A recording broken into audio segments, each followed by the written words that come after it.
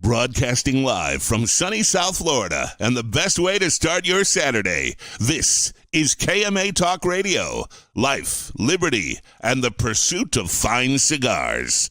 Your KMA crew, the Italian scallion Paul DeGracco, the man with the scoop, William Cooper, Alex the Goat Tavella, and always telling it like it is, honest Abe DeBatna.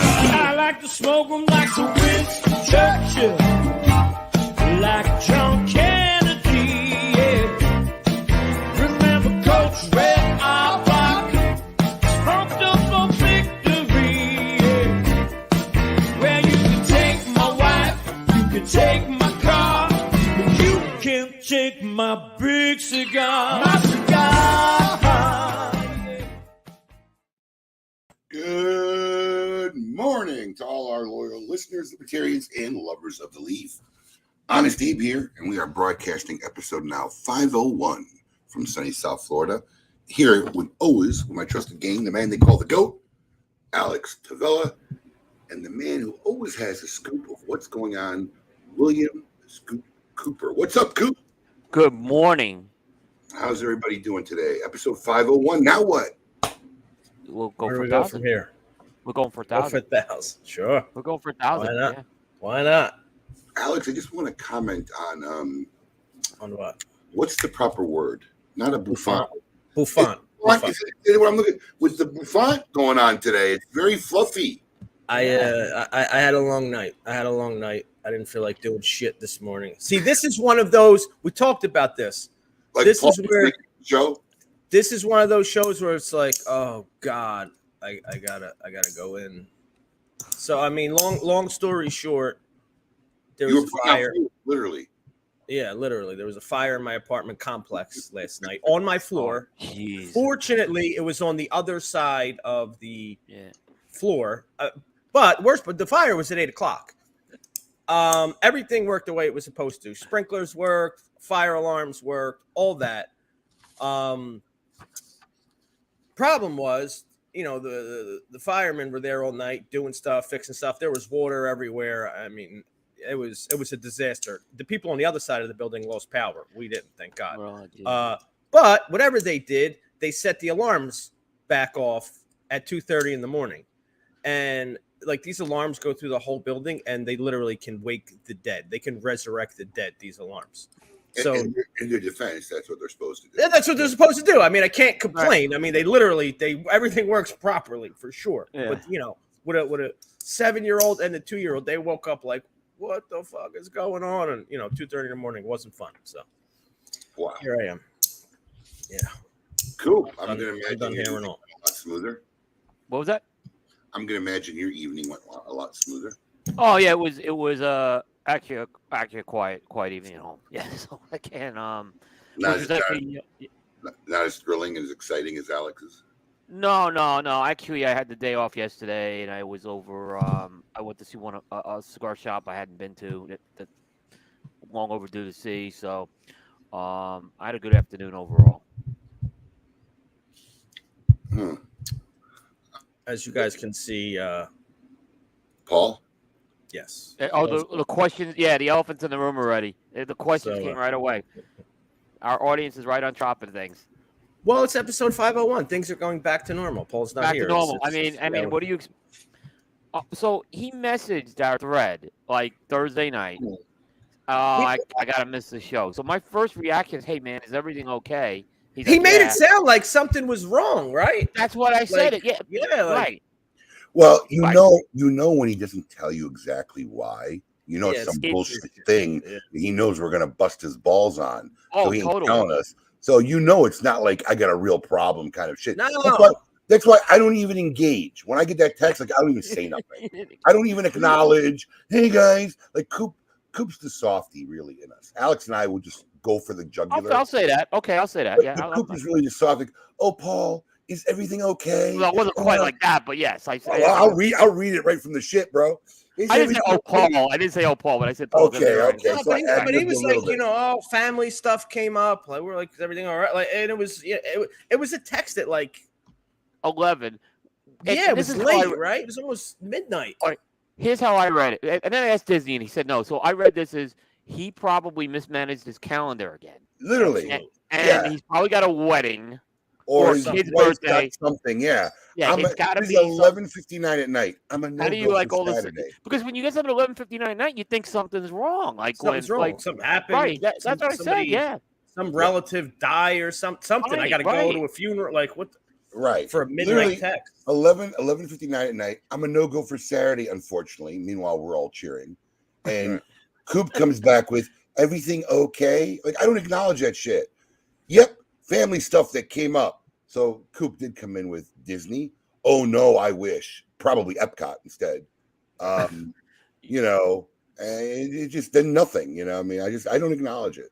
He'll get tagged on something and get exposed. For what he was. So that's what I was gonna say. It's He'll gonna happen, expose yeah. himself. He'll expose himself one way or the other.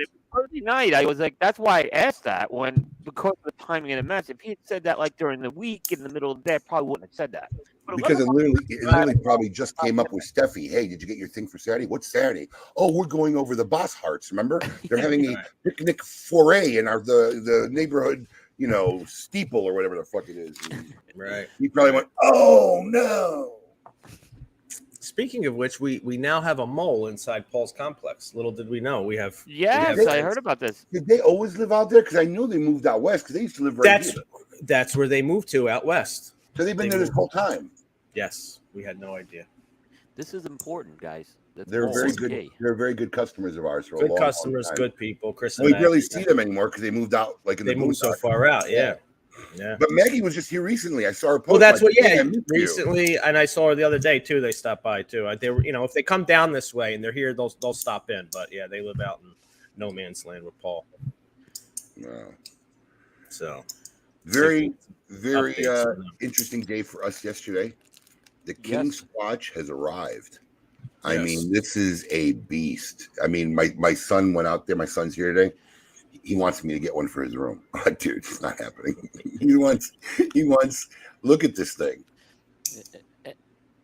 And I saw that the king himself issued a statement. Like, Yeah, I he doesn't- saw.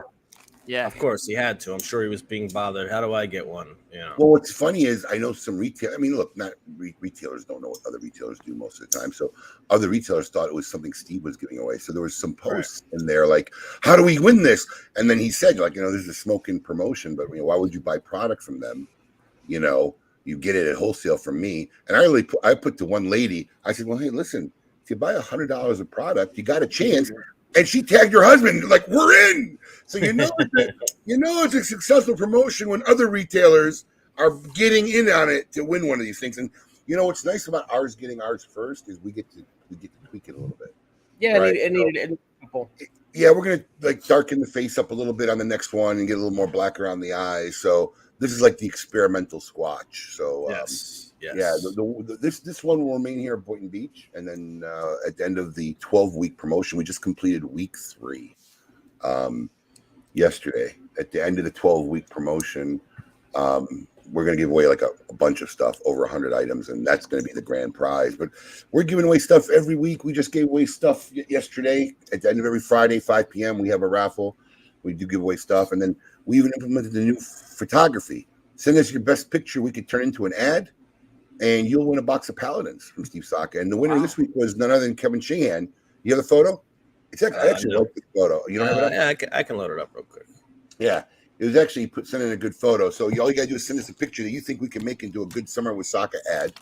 And we'll announce the winner every Friday. So we have 9 more boxes of Saka to Paladins to give away.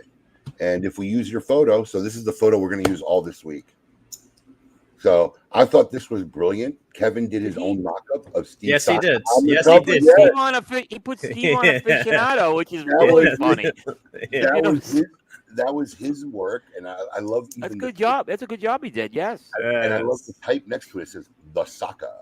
So then what we do is we add our little tweak. So we put the logo on the back wall, and we put the back ad with epic shit. And he won that box. So very kudos on him. So 9 more weeks of Summer with Saka, and next Friday we'll be doing the giveaways live from the Dunbarton Tobacco and Trust booth, live from Vegas at the trade show. So you're gonna.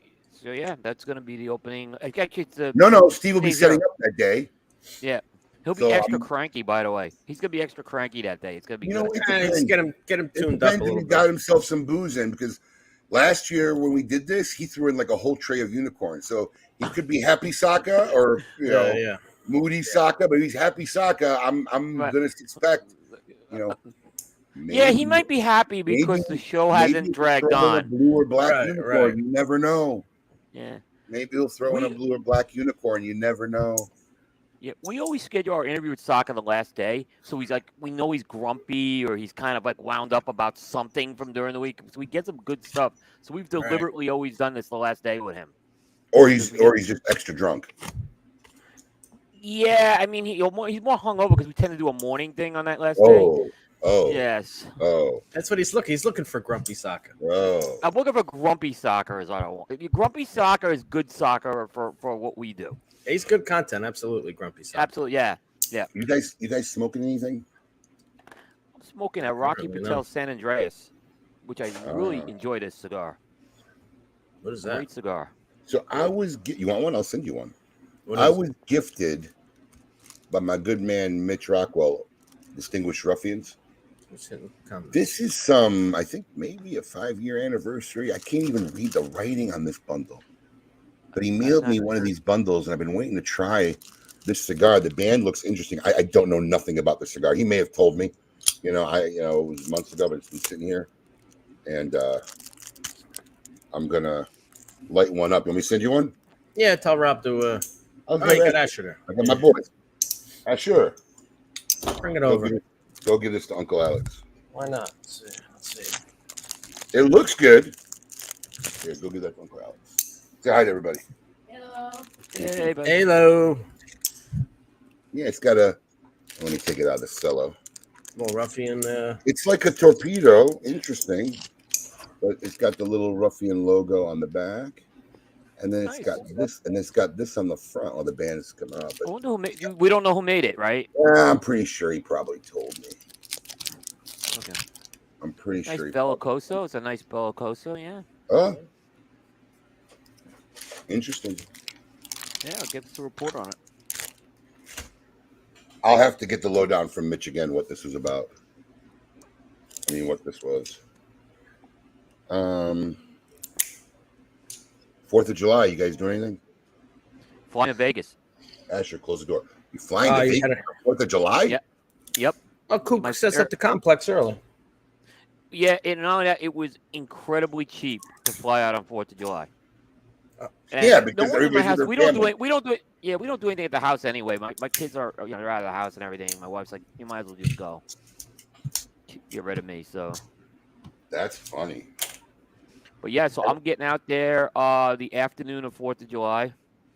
When do I actually the next people arrive? Thursday. So, So I'm you're out. gonna have- I'm out there. You're gonna have 2 old days by yourself, pretty much.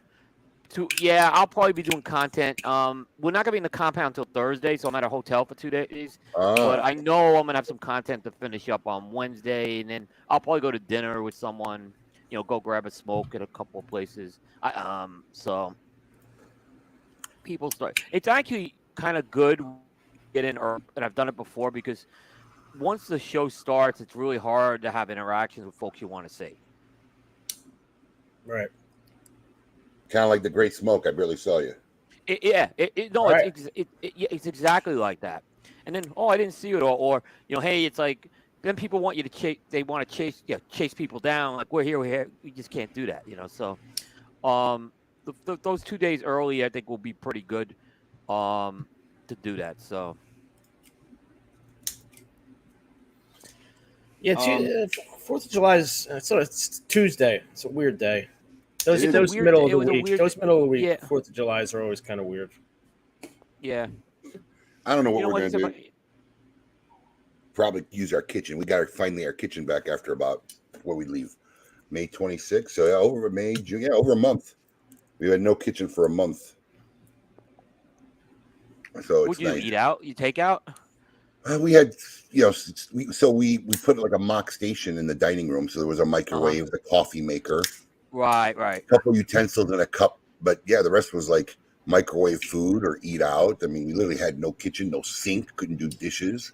We had to clean stuff in the bathroom sink. It was kind of wild for a while there, but they pretty much just finished up everything yesterday, and now little tweaks here and there. But Brandy now can start unboxing all the stuff. So she's got a hell of a weekend unboxing. So I think I'm gonna put that kitchen to work Monday. Yeah, I remember we replaced the stove. We had a couple of days without it, man. But Oh God, this was everything. We came back from Orlando.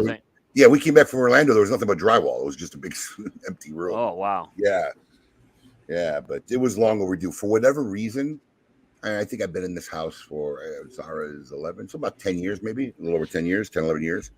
For whatever reason, and I'm not bullshitting, everything in the kitchen decided to break down in the same 45 to 60 days. Like when I say everything, drawers fell off, cabinet doors fell off, the fridge broke, the microwave broke. Literally everything went haywire except the dishwasher, which was kind of not that old. So everything went haywire. So we just said, screw it. Gutted it. Yeah, we lucked out. One of my sons was working for an appliance company for a while, and we replaced every appliance but the dryer. And then after he left, of course, the dryer dies. So we got some pretty good discount. Yeah, right. Yeah. Wow. That's how it goes. All right. So what do we got going on this week? We got Drew Estate going back to the PCA. Yeah, I know we kind of just touched on this a little bit last week, but I think this deserves a little bit of time. I think it does too. They're coming back next year in full force, so they won't be back this year, but they will be back next year. I'm not really surprised about it. I think there's. And you should have told me this a couple of weeks ago, pal. We could have made a leak happen. Sorry to interrupt. Dan is Yeah, your local neighborhood public adjuster. Yeah. Oh man. So go ahead, Coop. Sorry about that. Yeah, there definitely was some thawing. I heard. I think over the past few months, I had heard that the PCA was reaching out to Drew State, vice versa. Last year, I think PCA went to one of the barn smokers, so there was some thawing going on. But the underlying theme I'm seeing with these companies coming back, and this is what they're saying, is that all have said the date change has impacted that decision. All three of those companies have made that statement to me, that the date change was part of it. Tell me, as a guy who's not You mean like the March date change? Yeah, April Yeah. next year. Yeah, Or whatever I'm saying it is. this is what they told me. Can you tell me? Because I'm going to tell you the reality of what I know. But Right. can you tell me, in any way you could possibly fathom, why you think that makes a difference to a manufacturer? I can't. Okay. The one thing I heard from them, and they said, well, it They goes think there'll be better without. increased attendance. Yeah, and they said something There about won't it. be. It makes more sense. It makes more sense for their year plan. It didn't. It I doesn't. didn't buy it either. I didn't buy it either. Okay. Just so you know. Now, I let agree me- with you. I didn't. Let me tell you the fuckery of this. Yeah. Uh huh. I'll tell you the fact that I do know. Because from what I understand, it's going to New Orleans next year. I believe that's correct. Yeah, I think that we could safely say it's going to be in New Orleans 2025, not 2024, but 2025. Oh, is it 2025 New Orleans? Are you sure? 2024 is going to be Las Vegas Convention Center. That's confirmed. Okay. And then I believe 2025 will be New Orleans. I don't think Okay. there's any way it's not. Yeah. I saw like the New Orleans or Louisiana governor even made like concessions for Right. smoking They had to be get the allowed tax and, like, exempt. Yeah, they had to right, get the the tax exempt exemption. stuff. Right. Well, Yeah. that was a big thing the first year we were there. They caused such a ruckus. They came on the Yep. trade show floor and they wanted taxation on the samples that manufacturers were giving to retailers. I remember And that. everybody got caught off guard. And it was such a fiasco. They gave at that point, I think it was still the RTDA, they gave the RTDA a deal to come back. I think 2 years in a row, maybe, or the next 2009, year. 2010, this was. Yeah. Yeah. So, but I'll tell you what. I'll tell you what really fucks with the manufacturers is changing venue. Sokka talked about that on my show Thursday night. Yeah. He just doesn't want to see it bounce around from different cities the next No, and if they do go from city to city, which look, back in the day, I promise you, most guys were most look. Here's the problem, and maybe not so much today, but back in the day, most of these guys weren't. Most of the people that I grew up in this industry that I looked up to and said, "Wow, these guys are the big guys in my industry, right? How do I get like them?" And I'm talking like 20 plus years ago. Right. They're the exact same people today if they're still in the industry, right? They haven't evolved. Nothing much has changed in their organization. They haven't grown, right? So most of these guys are using this as a write-off for vacation. So they like to see it change from this city to this city to this city to this city, right? I could care less what city it's in, really. I mean, this is a business trip. I'm going, doing my business, and getting the fuck out. But changing the venue is a nightmare for manufacturers. It is an utter nightmare. They have to, because people don't realize how much stuff they have in storage in the host city. That's what I was going to ask from a novice. I would assume that these guys just keep storage units in Sokka Vegas. keeps storage out in Vegas, Yeah. right? Yeah, why would you lug PCA, it? right? Why would you lug it back and forth? That's what I was going to ask. I assume Most that. people just put it in storage or booze or whatever. This exact stuff that they're not going to touch or use until the next trade show. They just store it in Vegas. So now you got to haul everything from Vegas to New Orleans, which costs a lot of money. Yep. And then if they change it the next year, they don't keep it there for at least 3 years. It's an utter catastrophe again. So I don't know what the change the date is going to do, but I'm going to tell you what I believe happened. I believe that, well, first off, it's probably a combination of things, right? General kind of got scooped in with Room 101 when they got acquired because Matt was already going there. So Forged kind of already had a presence, now kind of finagled its way back. And the same thing's happening with Alec Bradley, right? And then I always knew, and I said, because look, Rafael Nadal is from the era of the old school of this industry, right? He's not a guy who came to this industry from the liquor universe and became CEO or whatever. He is from this old world. So I always felt that Altus would be the first to come back, as full-fledged and as a company, which they did, because I believe they started seeing how their lack of being there was giving a lot of other people a lot of extra exposure and opportunities. And while they were doing their best to maintain relevant, which, I think Altus and Drew Estate really had done a good job, STG and Davidoff. But I think Drew Estate and Altus found a way to stay relevant in cigar community. They realized that their lack of presence there was having somewhat of an adverse effect on them. So I knew Raphael would come back first, and I really thought Drew Estate wouldn't be far behind. And I think STG next year, STG hasn't announced yet, but they're going to be next. I think Davidoff will be the long holdout that will definitely be the last, or may never come back. Yeah, I kind of read that a lot correct too, and look, I think it's really important to have some of these brands back, but Altus has a lot of heritage brands, and this is kind of where I get romantic on stuff like this. I'm very into these heritage brands. I mean, it's great to see Monte Cristo, and they're going to be launching a big Monte Cristo, which the Diamante, which Rafael talked about last week. That's a big deal. I mean, so that cigar should be on the biggest stage here. So I think that's a big deal for her, and I'm really glad that they're back. I'm glad people say they're not glad. I've heard people say they're not glad. I'm like, why wouldn't you be glad? Why? I think it helps everybody. Listen to me. I'm always a firm believer that a high tide raises all ships. But people, look, here's the thing. You're going to have to get creative on how to get people to your booth, right? Because, companies like Altus, and especially if Drew Estate comes back, they monopolize a lot of retailers' time on the floor.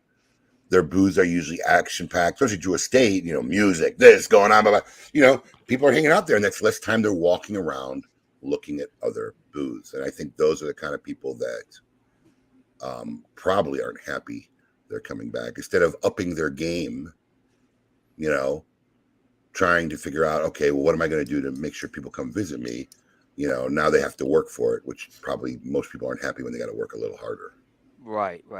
I mean, I see a lot of these small companies. I get the distribution. It's like, well, come to my booth. I don't know who you are. I don't know what your product is. Like, they just say, come to our booth. We're here. I'm like, can you give me like a one pager of what your company's about? Right. I mean, to me, that's 101. It's a 101 to do something like that. Let me tell you something. I mean, Alex, did you see the picture I texted you and Joey earlier this week? Well, maybe it was you, Joey. How they got a fire? Yeah, this ad.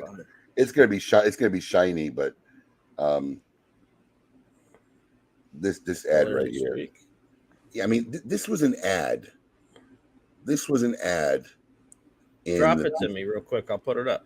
It's a shitty picture. I'll send it to you. You want to put it in the Dropbox? Yeah, put it in the Dropbox. Put it in the box. It's a really shitty picture because it was glare. I wasn't using for anything. I was just texting to guys, and I literally said the marketing or graphic guy for this just yeah. It just should be fired. But this is the psychology of a lot of the retailers now. I mean, it's just minimal work. Minimal work. I think I did this right. Alex got me doing. Yep, uploaded right to your folder. So, but I mean, this is the kind of marketing. I mean, this is what you're doing. You have an ad. You took in a magazine, and this was your best effort to tell people, come visit us, come check us out. I couldn't even read the name because you might have to turn it. You want me to turn it for you before I send it? Wait a minute. What's it? It's just go to last modified. It's the last one that came in. Let me see. It's photo June 2nd, June 2. It says June today. 4th. If you go to modified, I got it. Can you turn it, or do you need me to turn it for you? I mean, I don't know. Let me see what I can do here. But like, I mean, Coop, you may have heard of this company, but when you see this ad, tell me if you can read the name. Okay. Let me see what I can do here. I literally, for a second, thought they misspelled their own name, and I said, "Wow." It wouldn't be a surprise. Dan, we're going to show you now. We're going to show you the ad.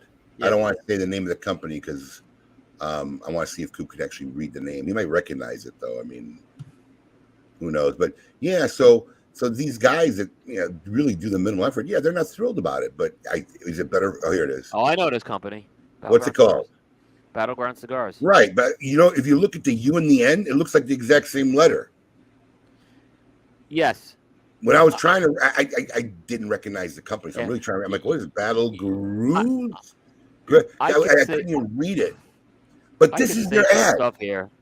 Yeah. This is their literal ad. Visit us at booth 12033. This is probably the most exposure this company's going to get before the trade show. I'm going to give you a bit of better because I got something from this company as well. They send me their press information is sending me press information from my competitor who covered them. Oh, that's great. Like really, I'm gonna actually go to my competitor and take their information. This company did that. I mean, I it's hard to sympathize.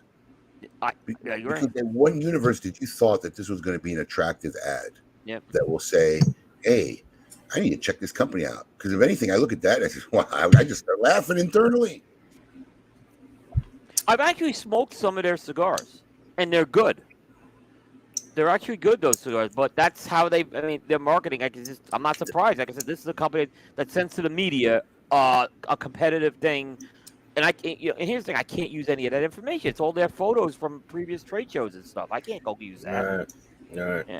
I mean, listen, that's the thing. Look, some of the best cigars in the world has probably never been smoked. Your cigar can be great, but you can't get it out there if you can't communicate it to the people.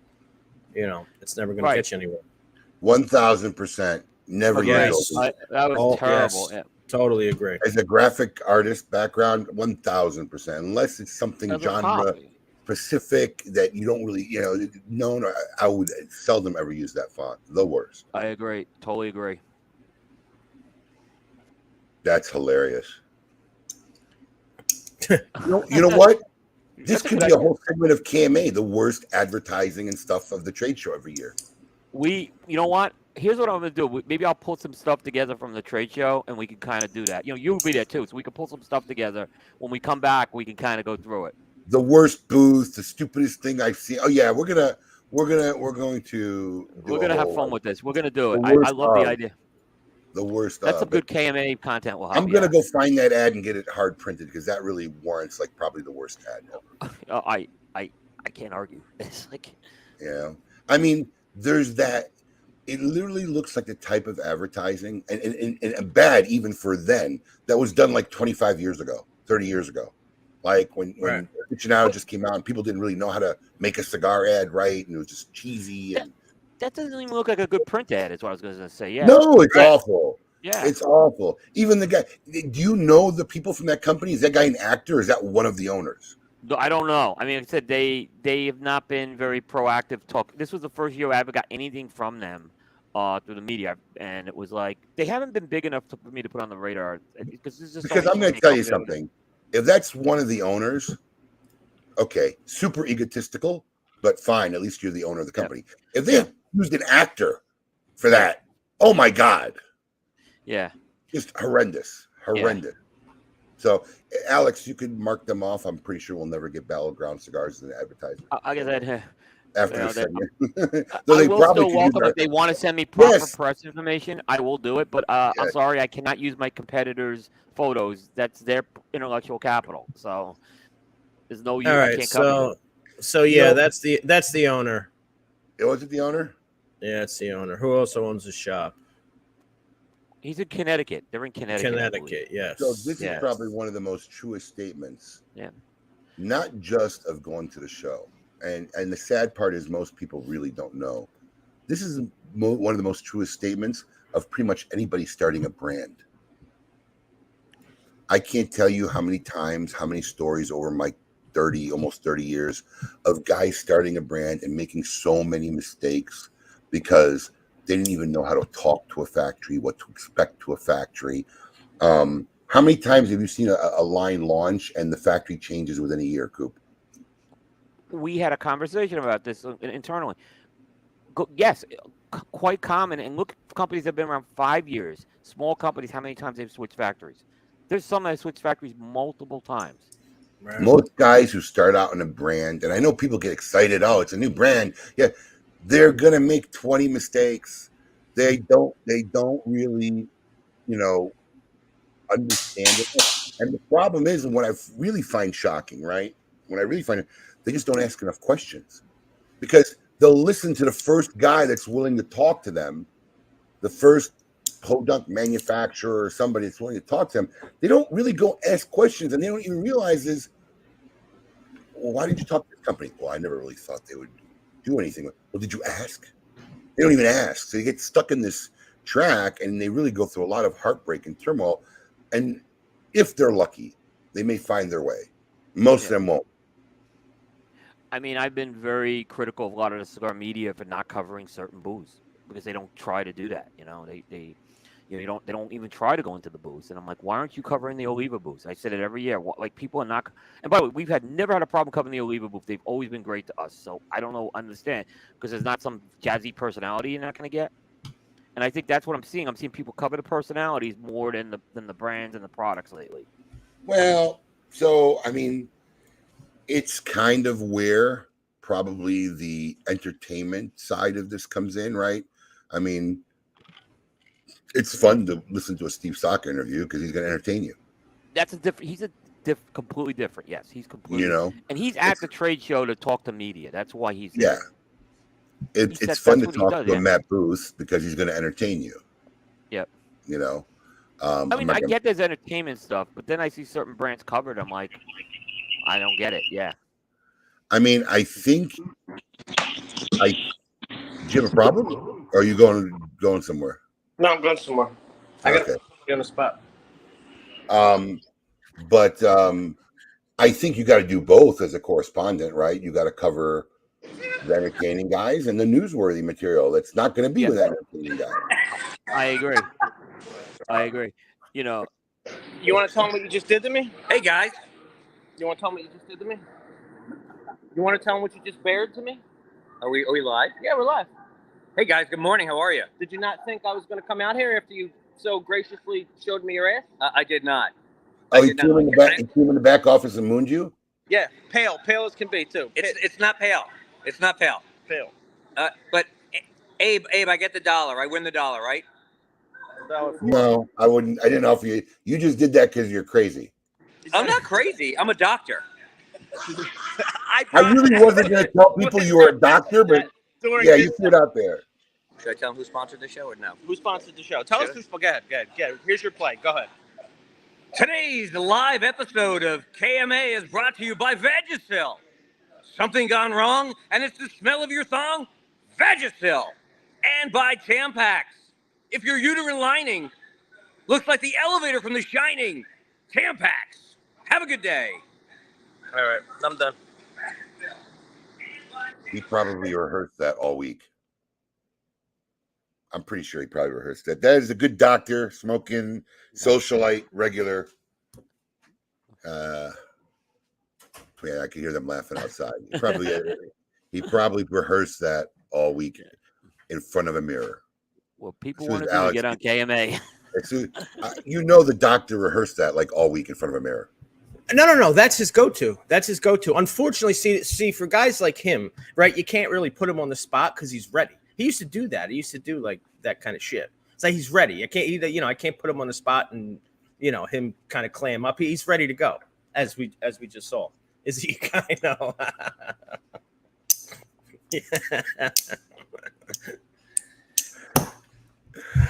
And here comes.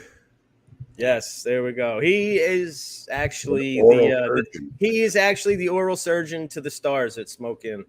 Yeah, literally. Alrighty then. Interesting. Content. It was content for the show, I guess. There you go. So sorry, I forgot what the fuck we were even talking about. Yeah, we were talking about PCA and booze and shitty It got more interesting. It got a lot more interesting. Yeah. Although I'll just say this: there is no bigger drama when it comes to the PCA trade show. Our audience loves this drama around the PCA show, where it's going to be, what they want some dirt out of the PCA trade show. It is that's why I invest so much time in it. It's the biggest piece of content I have every year on Cigar Coop. The drama? The drama. This debate about where the trade show is and where the venue is. It's for 15 years. It's always 15, the big story. How about since the year I got into this industry? This has been like the same topic. The time of year and the location. And the location. Time of year and the location. I haven't been in this industry for 1 minute without this being a topic or an issue that needs to be discussed about the trade show. And I'm telling you, they're waiting on the New Orleans decision until after the trade show because it's gonna cause a crap storm when that happens. Because what happens? When they announce they're going to New Orleans, you're gonna, because people remember the New Orleans show. It's not announced already? It's not announced yet. Oh, did I leak it? No, it's for all I think it's not been officially signed yet. But for all practical purposes, everything I'm hearing is it's not going back. PCA's been transparent on this, but they haven't officially. I don't think the ink's been dried yet. Is what I'm saying. Or maybe, and they're just waiting. But again, I think there's going to be. I remember 2015. And people who are at that 2015 trade show are going to have memories of that. You're going to see people upset when that happens. You know what's super, super, super sad for me? My kids have been blessed and traveled and seen a lot of places. The one place they absolutely adore, when I say all the kids, from the oldest to the youngest, that they're dying to go back to is New Orleans. It's a good city. I mean, it's got its points. It's parts of that city are good to see, yeah. They're all artsy. They all paint and draw and do stuff. And they're all musicians. So they love music, the street music back. And they're all foodies. And they love that kind of food, right? So they just loved New Orleans. This would have been the first time ever in the trade show I would have taken my family. I would let Brandy walk through the kids. But it's not in summer now. They'll be in school. Yeah. Literally, after 28 years in the industry, first trade show, I'm saying, listen, I'll take the kids. They'll have a great time. They're dying to go back to New Orleans. Brandy and I are already going. And, Brandy she comes on the show floor for a couple hours. She doesn't spend all day on the show. She could have went and had fun with the kids throughout the city and whatever. And this is going to be, unless it lands on spring break, which I doubt, this is going to be sad. They won't be able to go. No, it's we when it was in Orlando in 2012, I know my family came down that year. So I went to the trade show and then we did the family vacation right after that. So we've combined. My kids really didn't express an interest in Vegas and New Orleans. So now my boys are interested in Vegas, but it's a different story. Way. It's gonna be in March next year. Breaking news. Breaking. Were you not listening? You do know that William Cooper. We covered that. Yeah, I think we covered that on Cigar Coop. Yeah. And we covered it on KMA as well. Yes. Tom. You know what we're gonna do, Tom? We're gonna have a smoking get together, maybe in New Orleans. How about that? My kids would go. A socialite. I think for us it's not bad. It's only like an 11-hour drive from here. We drove when we went. I drove in 15 from Charlotte. Maybe 13. It's about 16 from Charlotte. I mean, it's not that bad actually. No, it's not. It's a nice ride. It's not really bad driving either. Yeah. For us, it's easier to drive because I have equipment and stuff, so it's a lot easier to deal with it in a car than shipping and having a plane. Well, we kind of do these things with the kids because, I believe having a road trip is part of childhood that you need to experience. Yep. So we do this thing, and we kind of been pretty standard with it. It's fly 1 year for vacation, drive 1 year. So last year we flew. This year was a drive, and then that kind of keeps it fun. Yep. Smoking invades New Orleans. I like New Orleans. New Orleans is great. Like I said, there's parts that are. It's just not a great place for a trade show. No. For our type of trade show, because there's not a lot of places to smoke. I mean, so that's where it's been the problem. So, what else we got going on? Anything else? Let's see here. Did we touch on? Did we go in depth on Davidoff? I mean, do we think they're ever returning? Look, they should. I'm going to tell you something. If General does come back, that's going to put a hard press for Davidoff to still stay out. I mean, literally, they would be the only company. How long could that go for? I think that if they would have come back, I would come back at least with Avo and Camacho. And I understand the Davidoff piece is a little different. That's why. But Wait. You think they would come back without the appointed merchant? The whole booth is the appointed merchant booth. Well, it is, but they could They could just come back saying, "Hey, Camacho, have a Camacho booth or an Avo booth." That's how Okay, they so do. explain to me the rationale. Why would that make a difference to them? Because smaller booths, and you're trying to. Those brands are not restricted by appointed merchant. Being an appointed merchant, because appointed merchant is gonna, and you could correct me if I'm wrong. They're gonna buy no matter what, whether it's a trade show or not. And there's actually no reason to buy Davidoff there, but right. That's what I'm saying. There's no reason to buy Davidoff there. There's no deal. There's no nothing. But why not just listen? Davidoff booth probably, if my recollection serves me correct, was the biggest booth ever at a trade show. They've had yeah. The last one that I remember was a city. Just change your booth, scale it down, it was like Davidoff world, literally. Change it down. Are you telling me to hold on? Yeah, just answer questions for it's an appointed merchant. So Davidoff, who owns the brands Avo, Camacho, and whatever other ones I can't remember, Zeno,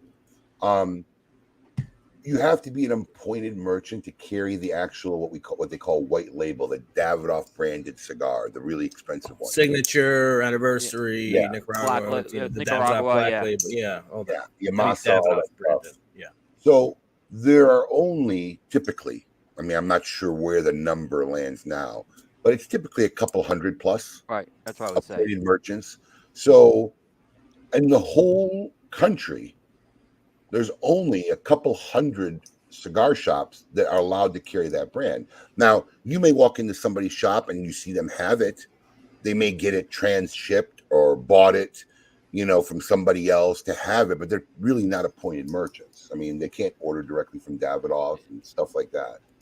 Yeah, and on the second, you're probably paying more for those too. Of course, because they didn't buy it directly from Davidoff. Yeah. So that's what an appointed merchant is.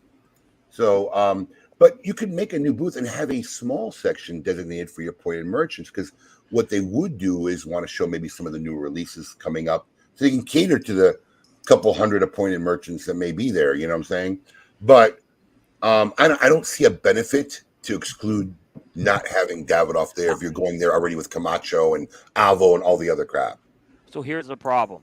Look, if you're going to bring Davidoff to the Davidoff brand to the trade show, Davidoff's a luxury brand.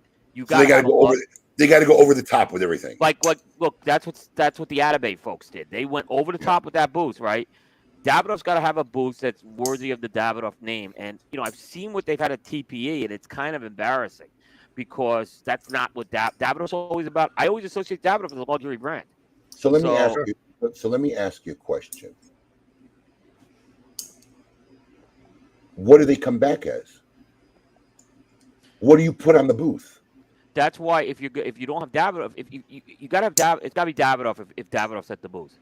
I still think even if Davidoff is not at the booth, what do you call it? So let's say you have a Camacho booth, you do something with the Camacho, the bold thing or the barbecue thing. They could set something and theme it up like that. You could do Avo obviously with a music booth with that. Where you have that, where you can kind of brand it that way.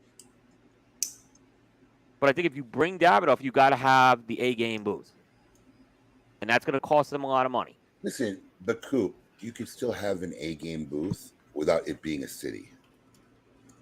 It's got. Okay. I get what you're saying. Alfonso's booth, Atabay, it's not a huge booth. It's not a huge booth, but it's nice. You walked in, you felt like you were in a luxury car showroom. Well, you could do that, and for Davidoff to make a booth that size, even a little bit bigger than that, would be fractional of what they used to spend. True. I'll give you that. That's true. Be fractional. Yeah. Davidoff had towers, cities. It looked like a city. 2 floors, 2-story segments. I mean, it was crazy. So it was just, I mean, they even had some areas where they had the most exclusive cigars just dedicated to that exclusive cigar. I remember when they had different brand sections in the booth too. Like Room 101 was in that booth one year. You know, they did a Winston Churchill section. Is this an oxymoron of a statement? Am I misunderstanding it?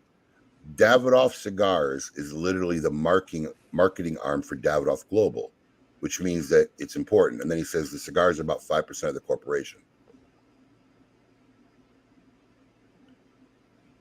I think that's. I don't think that last part's right. I mean, well, the actual it's. I don't know if he means Davidoff itself or Oettinger Group, because Oettinger Group Right. is probably even less.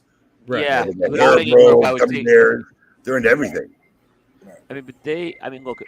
There's always been stories about Davidoff being acquired, right? That's going to be close to $1 billion acquisition if anyone tried to acquire Davidoff.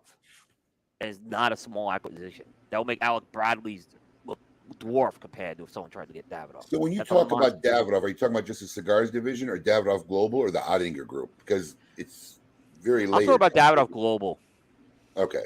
Yeah, which is the premium luxury premium cigar. Which would include cologne, leather goods. It All could, the- yeah. I mean, I don't. Some of that stuff they license out, from what I understand. They don't produce it; they license those things. Like I know that, for example, Davidoff, they have Davidoff cigarettes, right? But those That are was not Commonwealth got a license. And Yeah, they got a license for that. Yeah, and I think it's Hold the on. same with some of those other Do products. you remember the number? I don't. If my memory serves me correct, and I would need a really Yeah. geek but Commonwealth acquired the rights to make cigarettes and put Davidoff's name on it for $500 million. There you So go. I think your $1 billion estimate is It's- probably low. Right, you're right, because those licenses If carry the a lot. cigarette licensing alone was Yeah, half a billion, and maybe Alex, you can Google it. Yeah, you're right.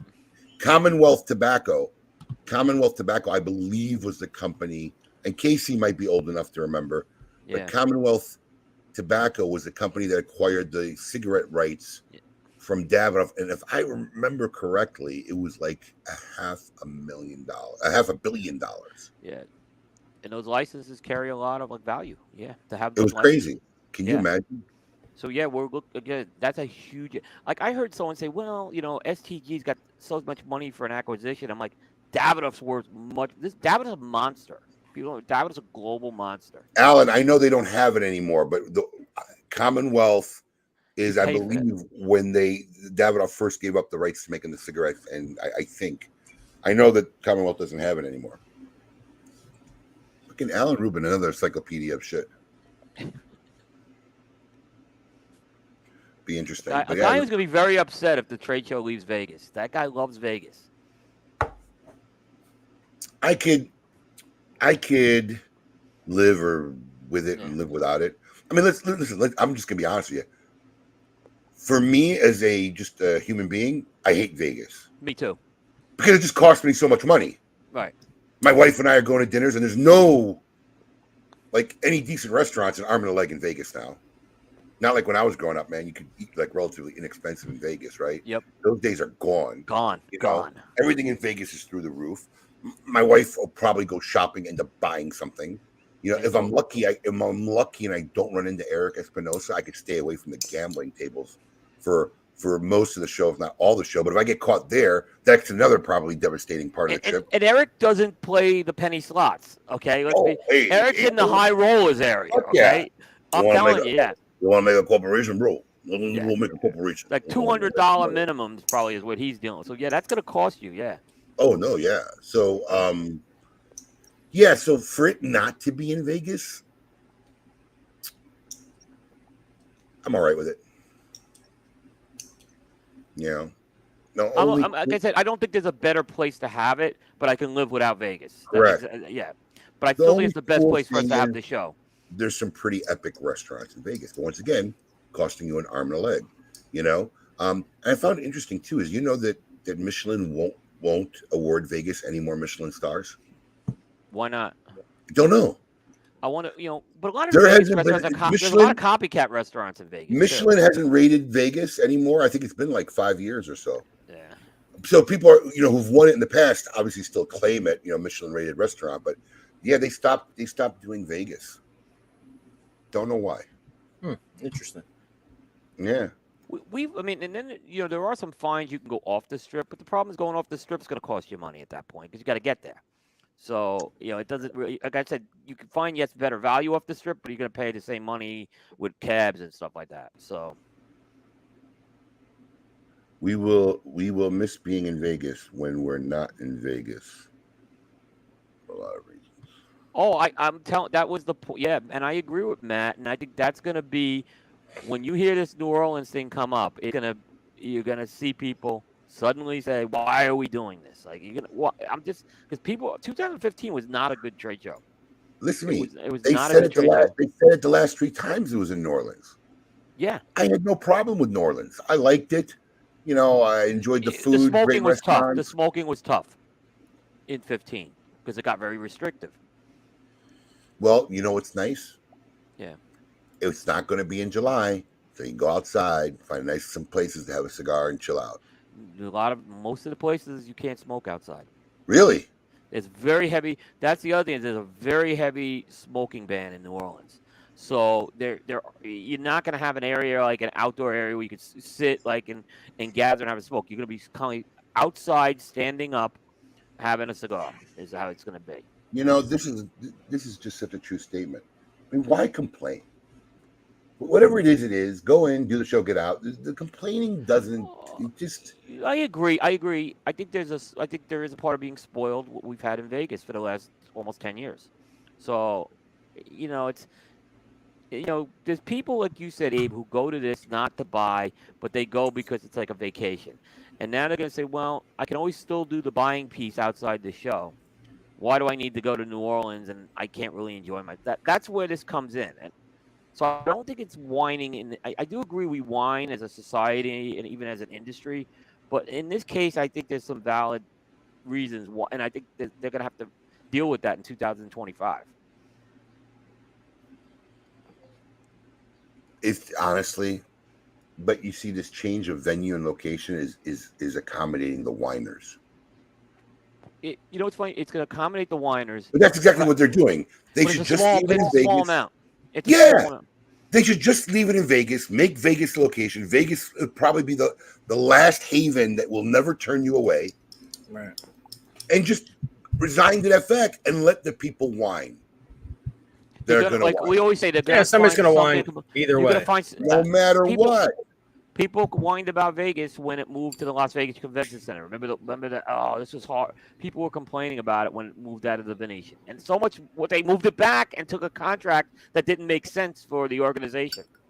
I didn't go to the year they moved it out of the Convention Center. It wasn't that bad. It wasn't that bad. But, the hotel wasn't as nice. That was different. It's in the Venetian this year, yeah. Yeah, this is the last year it's in the Venetian. And then if they go back to Vegas, it'll be at the Convention Center. 2024 is the Convention Center. That's confirmed. And which hotel do we stay at then? It was the Westin was one of the hotels, and then the other 2 hotels are further away from the Convention Center. Like Resorts World is one of them. Nice place, but it's an Uber ride. I think most people will probably stay at Resorts World. Resorts World's very nice. I went there last year, and we actually went to the 8 Lounge there. Really nice, and that's a nice smoking lounge they have there. And Resorts World, from my understanding, they actually want the trade show at some point, but they don't have the facility to give us. They don't have a venue. But that's where Cigar Aficionado does have the big smoke now, but that's a smaller event, so they can't host that. They just can't host a trade show. So, did you not like the Convention Center compared to the Sands Expo? I thought it was fine. It was fine. I thought it was fine. Like I said, where did you stay? We have the compound, so we're off site. So it don't affect you at all. Because for me, I like the Sands Expo because I come down on the elevator, I got to walk, right, half a mile, and I'm there. And I walk half a mile indoors, air conditioned. And it's a nice hotel. Everything's central. You don't have to go outside. And there are some areas you can smoke in the casino.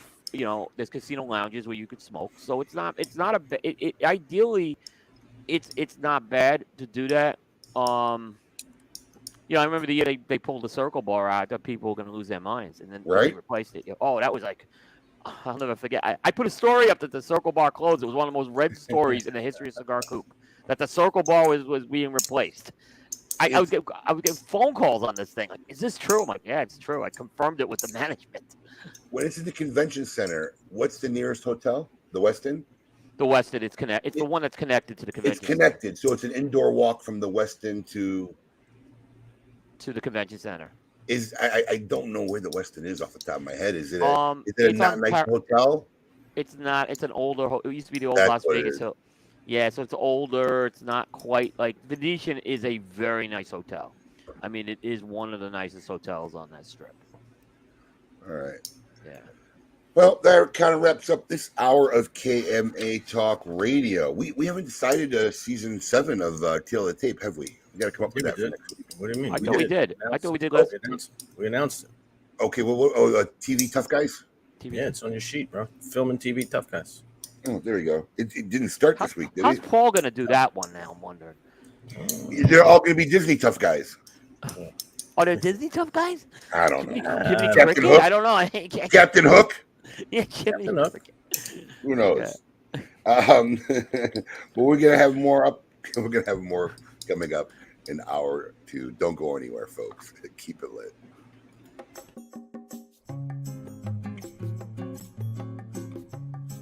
My name is Rafael Nodal from Aging Room and Tabacalera USA.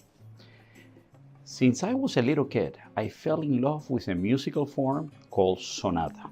There are many famous sonatas, from fantastic composers and musicians like Beethoven, Liszt, Rachmaninoff, Mozart, and I wanted to have my own sonata. So I dedicated my sonata to Nicaragua, but I didn't write my sonata with musical terms. I composed my sonata with tobacco leaves. I teamed up with my great friend and tobacco master, AJ Fernandez, and together we created this blend. This cigar has subtle notes. It's not aggressive. It has some great flavor, some character, and amazing aroma. So I dedicated my sonata to Nicaragua, the land of volcanoes and lakes. Cheers. Surgeon General warning: cigars are not a safe alternative to cigarettes.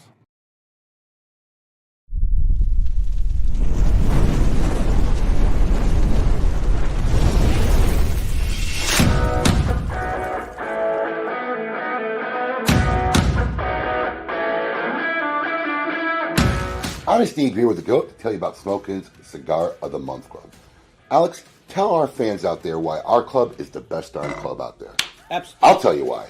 Because every month I personally handpick 5 premium cigars. No filler, no fluff, no fugazis. These are all premium handmade name brands that you can find in any brick and mortar store in your area. All delivered to your door for $34.95.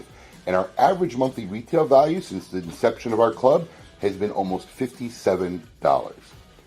Another great feature of our Cigar of the Month Club, Alex, tell them about the ease of our Cigar of the Month Club. I'll tell you, I hate subscription services. It's always a pain to cancel them, turning them on. We've made it super simple. All you gotta do is log into your account. There's a little green button there. If it's green, you're active. You want to take a break, going out of town, simply hit the button and you'll deactivate your membership. Want to turn it back on? The exact same easy process. You can turn it right back on. We've made it that easy for you. Another great feature is our Double Down Club.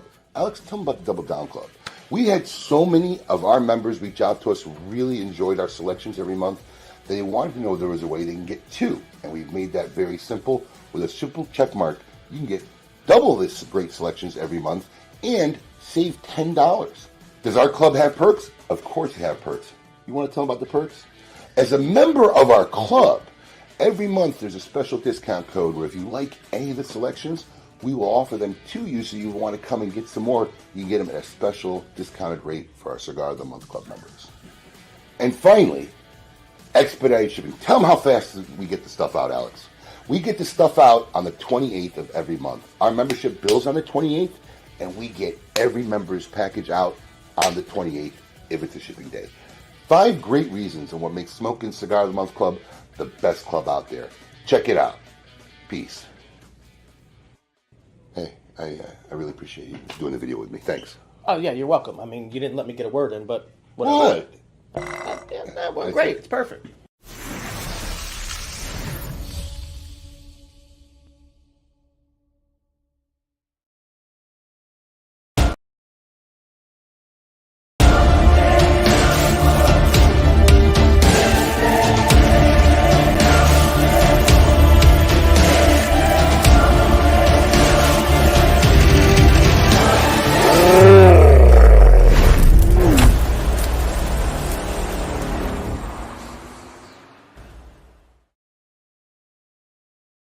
Welcome back, folks. Hour number 2 of KMA Talk Radio, here with the regular KMA crew, Alex the Goat Tavella, and the man who always has the scoop of what's going on, William Cooper. Welcome back, everyone.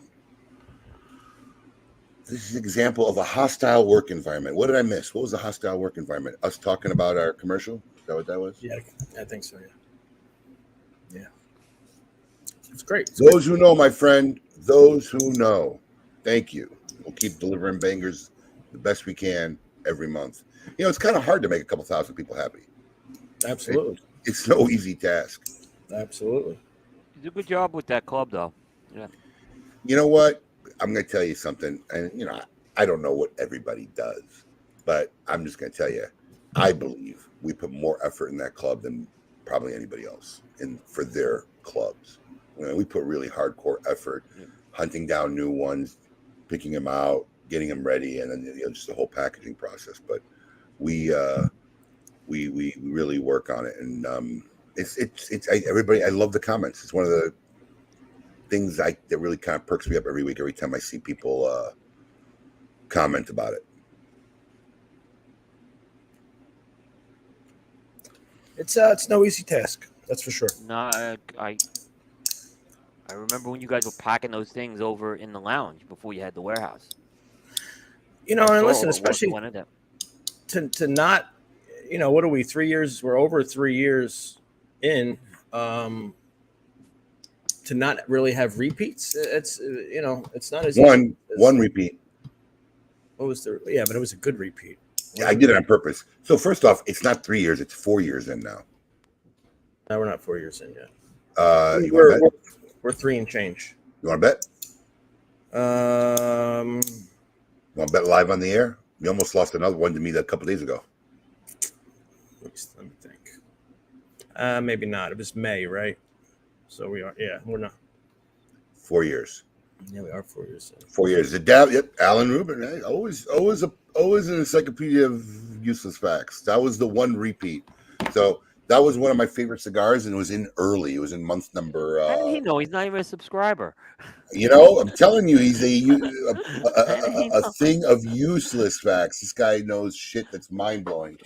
But I think I got my thing here. That cigar. Actually, I can look at the back sheet. That cigar. See, look at my handy Bible, my cigar of the month Bible, so I don't make repeats. That here it is. Davidoff, I just saw it. 702. Davidoff 702 was originally in month number 6. So it was our first 6 months of the club. And I put it in there because I loved that cigar. That cigar was one of my favorites. And so at that time, our membership was low. You know, it was in the low hundreds. Right. And Davidoff announced they were going to discontinue the 702. And I said, what? So I literally bought a shitload, thousands of Yeah, what do you got? We literally bought them not even in 100-count coffins. We bought them just to have them.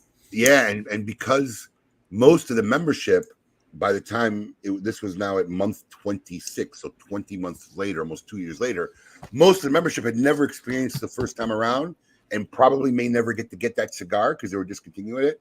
I repeated that cigar in month 26. So when I tell you we work harder on Cigar of the Month Club than anybody, who has that information on the spot like that? So that was the only repeat. Nick, I made a faux pas.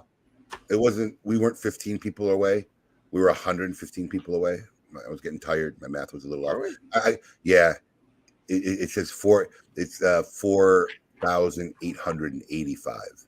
So I was like, oh, we're 15 people away from 5,000. Nope, it's 115 people away. But we'll get there. We'll get there slow and steady, and Wins the race. slow and steady wins the race. So we're just going to let that grow. Anyways, it's time to, this is going to be probably, it's coming now. Let's test Coop's musical acumen. It's time to test our musical acumen in a wonderful segment brought to us by the fine folks at Avo Cigars. We're going to see if you can name that jam.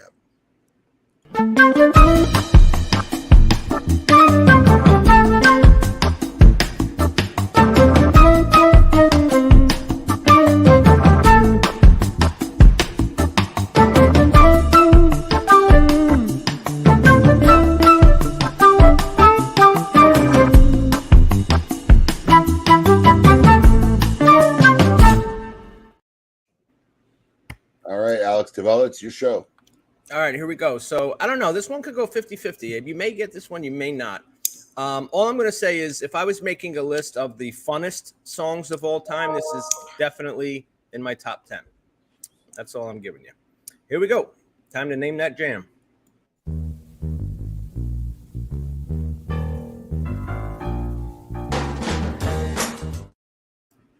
I know the song. Oh, I love the song. Is it a Motown song? I mean, it's not Motown, but Let me hear it again. sure.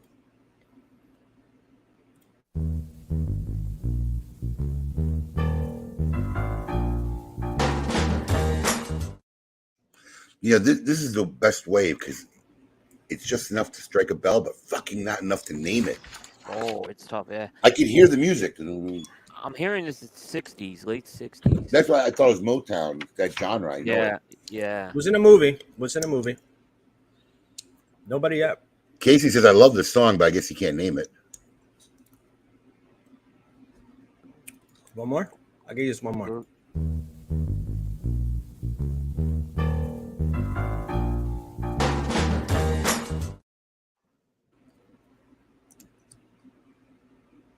This looks like it's a good one, man. We're stumping a lot of people. Not a lot of. I don't The see Isley Isley it. Brothers? Is it the Isley Brothers? It is not the Isley Brothers. It's not the Isley Brothers. Okay. A lot of Fun. guesses. This is fun song. This is a fun song. Not a lot of guesses coming across the board. No. I feel like everybody know the song, or you should. I know it. I just can't name it. I know it too. I'm gonna probably regret it like once. All right, let's find out whose jam this is.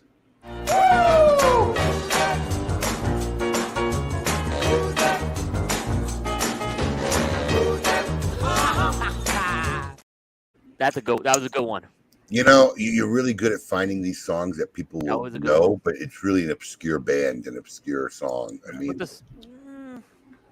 I mean, I know this song, I've heard it, but I couldn't have told you the name of the band for $1 million. Can anybody name the movie?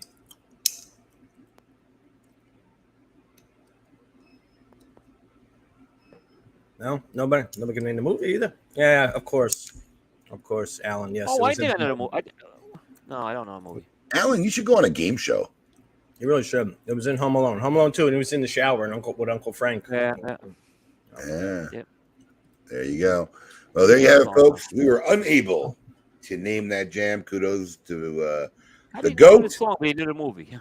Brought to you by the fine folks over at Avo Cigars. That is not an obscure song, Nick. No, it's not. It's not. I mean, That is not an obscure song. Literally, Alex. It's a one-hit wonder. Yes, I'll say it's a one-hit wonder, but it's not. The band was the Capitals. Yes. Yeah. No, I don't know. Definitely not an obscure song. One hit wonder, maybe. I don't know. I got to look at their.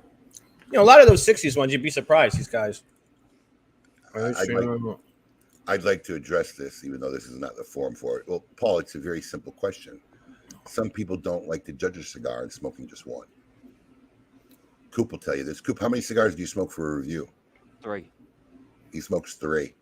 Yeah. So, but that's the idea. Is you get this. If you want, you can buy more. I mean, you buy. The double down has actually been very successful, and I don't know why it's an issue. You just don't get it if you don't like it. But it's really simple.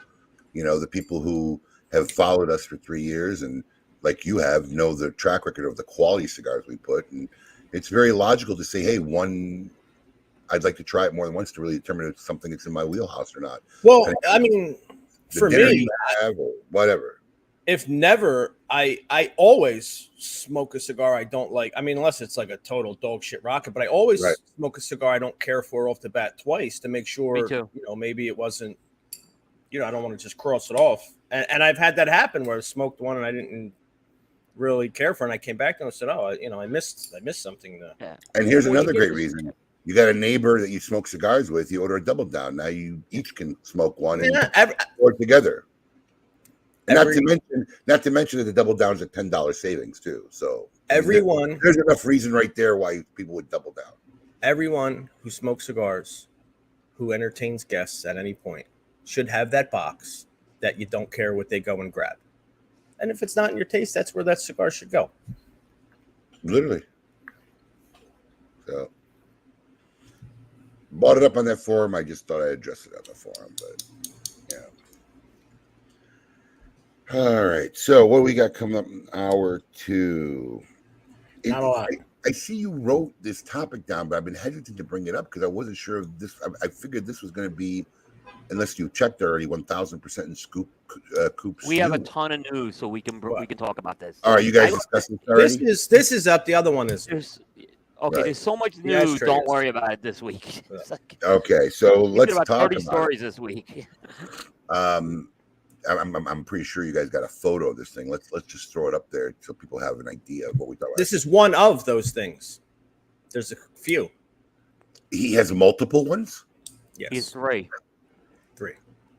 He's done. So got, he's bringing $30 million in ashtrays there.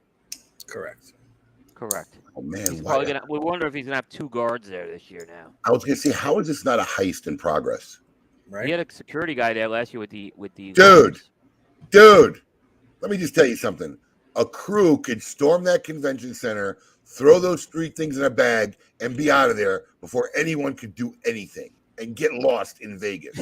This is a heist waiting to happen. This is a movie waiting to happen. Like, literally. Are you telling me you're bringing 30 million? I mean, look, the reality of the matter is it really worth 10 million each? I have no idea. I don't know what jewels he's got on that thing. I don't know if it says it in the press release or whatever. It's But like 400 carats worth of jewels. Yeah, I mean, if there's really $30 million of shit in 3 ashtrays. I'm That's, sure. I don't know how a heist doesn't happen. Yeah. I mean, Coop, you know where the convention doors is, right? Yeah. I just want you to picture this. And this happens. I had nothing to do with it. But imagine how easy it is for a van to pull up right at those outdoor convention doors, right? 6 guys armed storm in. You could be in the convention door in literally 30 seconds less, probably 20, right? Yeah. From pulling it. So in 20 seconds, you're at the convention hall, storming in. Everybody's frozen. They see these 6 guys running in. They run straight to the freaking Septimo booth, take out the one part-time mall cop that's sitting in front of the thing, right? Throw 3 ashtrays in a bag, and you're back in the car in less than 90 seconds and gone in Vegas before anybody would have the time to make a call or figure. This is like a perfect heist waiting to happen. Listen, man, I'm taking applications for Goats 11 now. So let me know. I'm just telling you, man. I this can't is like- argue. Abe, I have no counter on that. You're right. I mean, look, what's he got? One guy? He had one guy last year for what? How many $1 million with those lighters? The lighters, I think, were 15 million. There were $3 No. He had $3 million. $5 million lighters. Okay, Yeah. so he had one dude for $15 million. I mean, come on, dude. Even if the guy's armed, what's he going to do with 6 guys storm in with automatic weapons and shit? Nothing. He's going to go. Here you go. Here, would you like me to put that in your bag for you? There you go. That's what that guy's going to do. Was he going to pull a gun out and start shooting? Were those like lighters ever purchased? Anybody who's a con man or criminal, this is like the easiest heist in America right now. He said the lighters were purchased last year when he was on the show, but he also said I haven't seen one retailer or consumer post or write or comment that they've seen those anywhere.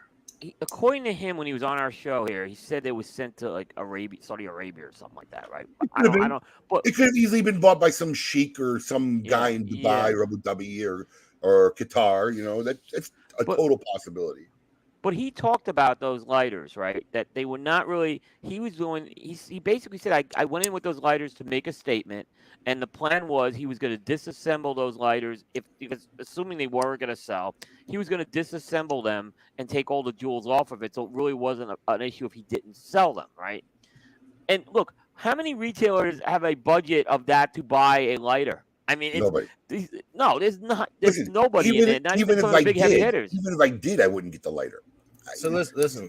But hold on, wait. I'd like to address this before this gets out of line. Okay. So first of all, Sean, I'm not going to do this. Okay, this would be like a Navy SEAL Team 6 going in here. Okay, I mean, I'm not going to do it myself. These would be some pros, yeah. These would be some. But Preston, really? All you got to do is jewels get stolen all the time. You just take all. You're not going to sell the ashtrays. You can take all the jewels off it and get rid of the jewels. That's what Come on, guys. You guys act like you've never seen a movie. Come on. And believe me, there's a jeweler looking to pay cash for jewels. Yeah, it's much easier. They'll pull those things apart. Yeah, same with absolutely. So, I mean, this is totally a heist. I just don't see this working a second year in a row now. Like, okay, you did it with the lighters. Now you're gonna. TSA confiscated the lighters. Hey, I'm gonna tell you a funny story. Remind me to bring it up when we talk about the news about the TSA. I got a TSA story for you, just about that. But no, I mean, I honestly, you said you don't see it working a second time. Tell me, Coop, did it work the first time? I don't think so. Okay. I mean, he got attention at the booth, so he got some attention with it. Is what he Listen got. to me. Do you? I don't think it affected his sales. I don't think it affected his sales. Do you think the 2-story LED wall that played the 300 throughout the trade show didn't get attention? No, it didn't. And then 2 years ago, they had the World Cup game on there. I remember one year. And people were going to watch the World Cup game. Actually, it was last year. Was it the World Cup last year? No, it was a few years ago with the World Cup. God, man. I don't see the point in doing it again. That would be if I was really a criminal, if I was really a criminal, this would be a heist. Like, I mean, seriously. Yeah. I mean, if I was them, honestly, what they need to do is they need to really focus. And this is what they haven't done. They haven't focused on a tobacco story enough. If they're making some of these great cigars, and there's got to be a story behind why you're making such great cigars, and they've not been able to articulate that. The altitude in Costa Rica. He was on KMA. You don't remember? Oh, no, that's right. The altitude. But who are the people making his cigars? I don't know. I mean, best of the world. I mean, there's some good cigar makers in Costa Rica, but I don't know. You're going to tell me they're better than some of the folks we talk to? I'm not going to lie. I mean, listen to me. Like, I don't know if people fantasize or talk about stuff like this. I've kind of done it a lot in my lifetime. But like, Sunfest, Alex, Sunfest, right? On any given day, there's an armored truck pulling out a couple $1 million in cash. It's like a 2-week festival, right? A couple $1 million in cash. And I always said, wow, man, that'd be a nice little payday. But, taking over an armored car is like you're seldom ever going to get away with it, right? It's a thing, right? But the more and more I think about this is really an easy heist. Like, I don't see it, how this could even be problematic. Where in the world will $30 million of something be exposed with the most minimal and lack of security ever? Ever. I might stay away from the El Septimo booth now, just as a precautionary measure. I mean, I don't know. They like spectacle. I guess spectacle is their thing. They had the lighter in it. They had the cognac. They had the cognac last year, right? It wasn't some insane old cognac they were giving tastings out of too. Yeah, I mean, yeah, I don't know.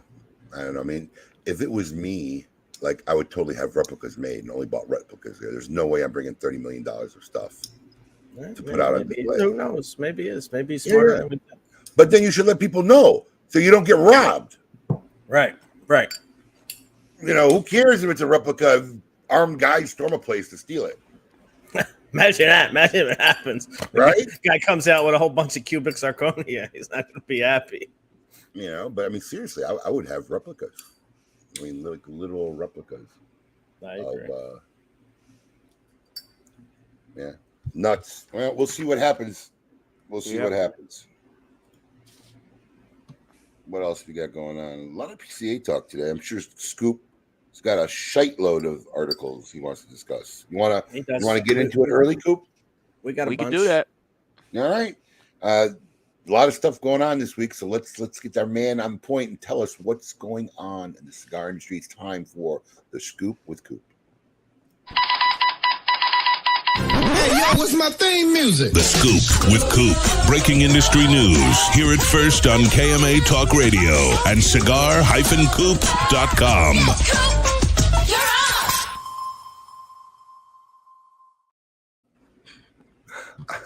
I don't think so, Dan. No.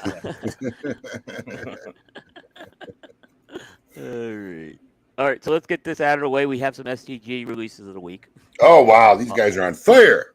Yeah, that's it. It's either 2 or 3 weeks in a row now. So I think it's 3 weeks in a row actually. So, first up, Partagas is launching something called the Valle Verde, which is a Mexican wrap Partagas for the first time, and it's in a green box.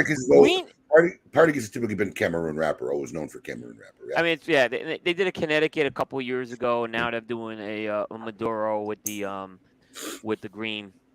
So, Partagas it's one of those brands of the Forge. So this is going to be at the trade show. And it's a brand I think that really needs a shot in the arm and some promotion. Hold on. We'll see. I need to correct you on this. Does the brand need a shot in the arm or returned as in the form of a zombie because it's been dead for so long? I agree. Well, the latter. Yeah, this is not a brand that needs a shot in the arm. This is a brand that's lost its way post-boom and has never managed to find its way back. No, and it really should be a brand, like I said, it's an iconic brand. I know it's made iconic. Now, yeah, iconic. We're talking about and they, look at look at what's going on at Monte Cristo over at Altadis. This brand should be talked about in that same sentence. But they just it's lost its way. Like I said, Abe, I'm not arguing with that one either. STG for the longest time in my career has had such a disconnect to the end consumer, and I just don't see it changing. Now, maybe Forged was developed to kind of change this, but just look historically. Some of the listen, STG or General, as I call it, is the only shop I ever known that had a recall of a line, like a recall. Can you remember any cigar that's ever been recalled, Coop? No, but I know the cigar was a punch. It was a punch that was recalled, right? The Diablo. Yes. Yeah. That cigar was so bad. It was that so they bad. They literally made the reps go. I've never seen this in the history of my life. They made the reps go into stores and pull them and give the stores credit. And then they brought it back a few years ago, and then they tried to bring it back a few years ago. Post FDA stuff because it had substantial equivalent. It had should have did the predicate. It was a predicate. The same thing with the CIO Firewalker. Yeah, it's a predicate brand. Oh, that was worst cigar. One of my favorite evers, right? Do you remember at the time? I'm going to say, oh shit, it's got to be at least 15 plus years ago, maybe close to 20. The most expensive cigar that General Cigar had ever released. The Stradivarius. Fucking, this is why I love Coop. The Stradivarius. They fucking named it after a violin. What the fuck, guys? Give a fuck about a violin. Half these guys don't know what a Stradivarius is. And then they put it in these marble-coated boxes. Each one weighed about 42 pounds. And then in individual coffins, right? This was, at the time, it was like a 35 cigar. Most expensive cigar they ever made. Back then, yeah, this is like about 12 years ago or so. Yeah. It wasn't even advertised in Aficionado. It wasn't even advertised in Aficionado. Okay. And then retailers got these things and they had this wax seal on this coffin, and all the wax seals were at the bottom of the box because they all came off. So reps had to go in the stores and re-glue all these seals. I mean, I don't know, but they struggle. Meanwhile, you're right. I'll say that was before a lot of the regime that was in there. Now I'm not. Oh, I'm going way back, but there it is. Good call. There it is, Alex. So that outside of the box was like a marble finish. It was hard. It was like and all those wax seals never made it by the time it got and the cigar wasn't good either. No, some Connecticut. So It was not 4 good. years later, JR Cigars is dumping these for like $50 a box. 15 get a Stradivarius. True story. True story. Yeah. Thank you. So- Can we know who Stradivarius is? Oh wow, no way. At least they've gotten smarter Sarcasm? in the last few years. Cohiba's been the expensive one now. At least they've been Right. doing that with Cohiba the last few years. But yeah, to do that one was a disaster. They have a little bit of disconnect, and it's a shame because they do have some like great iconic brands, and Partagas is They have one of them. and they have great tobacco too. I mean, Yeah, they have access. so to I mean, this is an important show for Fords, and if you're gonna put Partagas in there, I hope this cigar's a home run and they really promote it there because this is an opportunity they got now. they're too busy with Dad Bod and Right, moose cock or whatever it is. Moose Cock and who the fuck knows Whatever it is. Oh, Chilling oh, moose. don't forget- Chilling Chilling no, moose. we got to remember Sunday Gravy. Sunday gravy. Sunday Gravy. You Oh, know. Justin's gonna kill me You for know. saying that. Listen, I love you, Justin. Don't get me wrong. Justin's gonna be mad. Oh, he's gonna be mad at me. I can tell you that. I think he's already mad at me perpetually anyway. So Nah, he's nice. Justin's good. Actually, Justin's a really good guy. He's a super really good guy. I just Yeah, called the way it and is. he has done some good things over there too. Hong Some- Kong something with Suey, Diesel. Chop Suey, I don't think I that was can't him keep though. I gotta be honest. When he'll tell me if it's him or not, and he'll be honest with me on that. Because Sunday Gravy was him, and he admitted that. So Listen to me. That's when him and I got in our first conflict when I was commenting about the first Chop Suey box. the Where they one had that the you could chop. stack up on a retail. Yeah, I think there was a digital thing that Brian made for us. Where it would fall. Yeah. Where the box would stack and fall over and it would just keep dropping like a video game. But he got mad. Well, they got to sell so fast that you shouldn't have to stack them. I said, no, bro. If you order 50 boxes, you got to stack them until people buy them. I don't But want that's our cigars in a first- Chinese takeout container. I'm Yeah, sorry. that was our first I want interaction. cigars in a box. I mean, come on. I don't even want them in I agree. bundles. So yeah, I get mail order bundles work, but in the shop I want to see them on display nice. All right, we got another STG release. Lagoria I picked that Cubana. up for Alex. I mean, even they know it's gravy. It's gravy, man. It's gravy. Sauces. It's gravy. It's gravy. Yeah, it's gravy. I'm not Gravy. even There's gonna. Alex and I I'm are not on gonna the same start page. that. By the way, we didn't even get to. Well, I shouldn't go there. I'm not gonna go. Pizza steaks. We'll have to save that for the next. one. Yeah, we'll see. Yeah, I'll pull that picture up. Terrence Riley was at it again.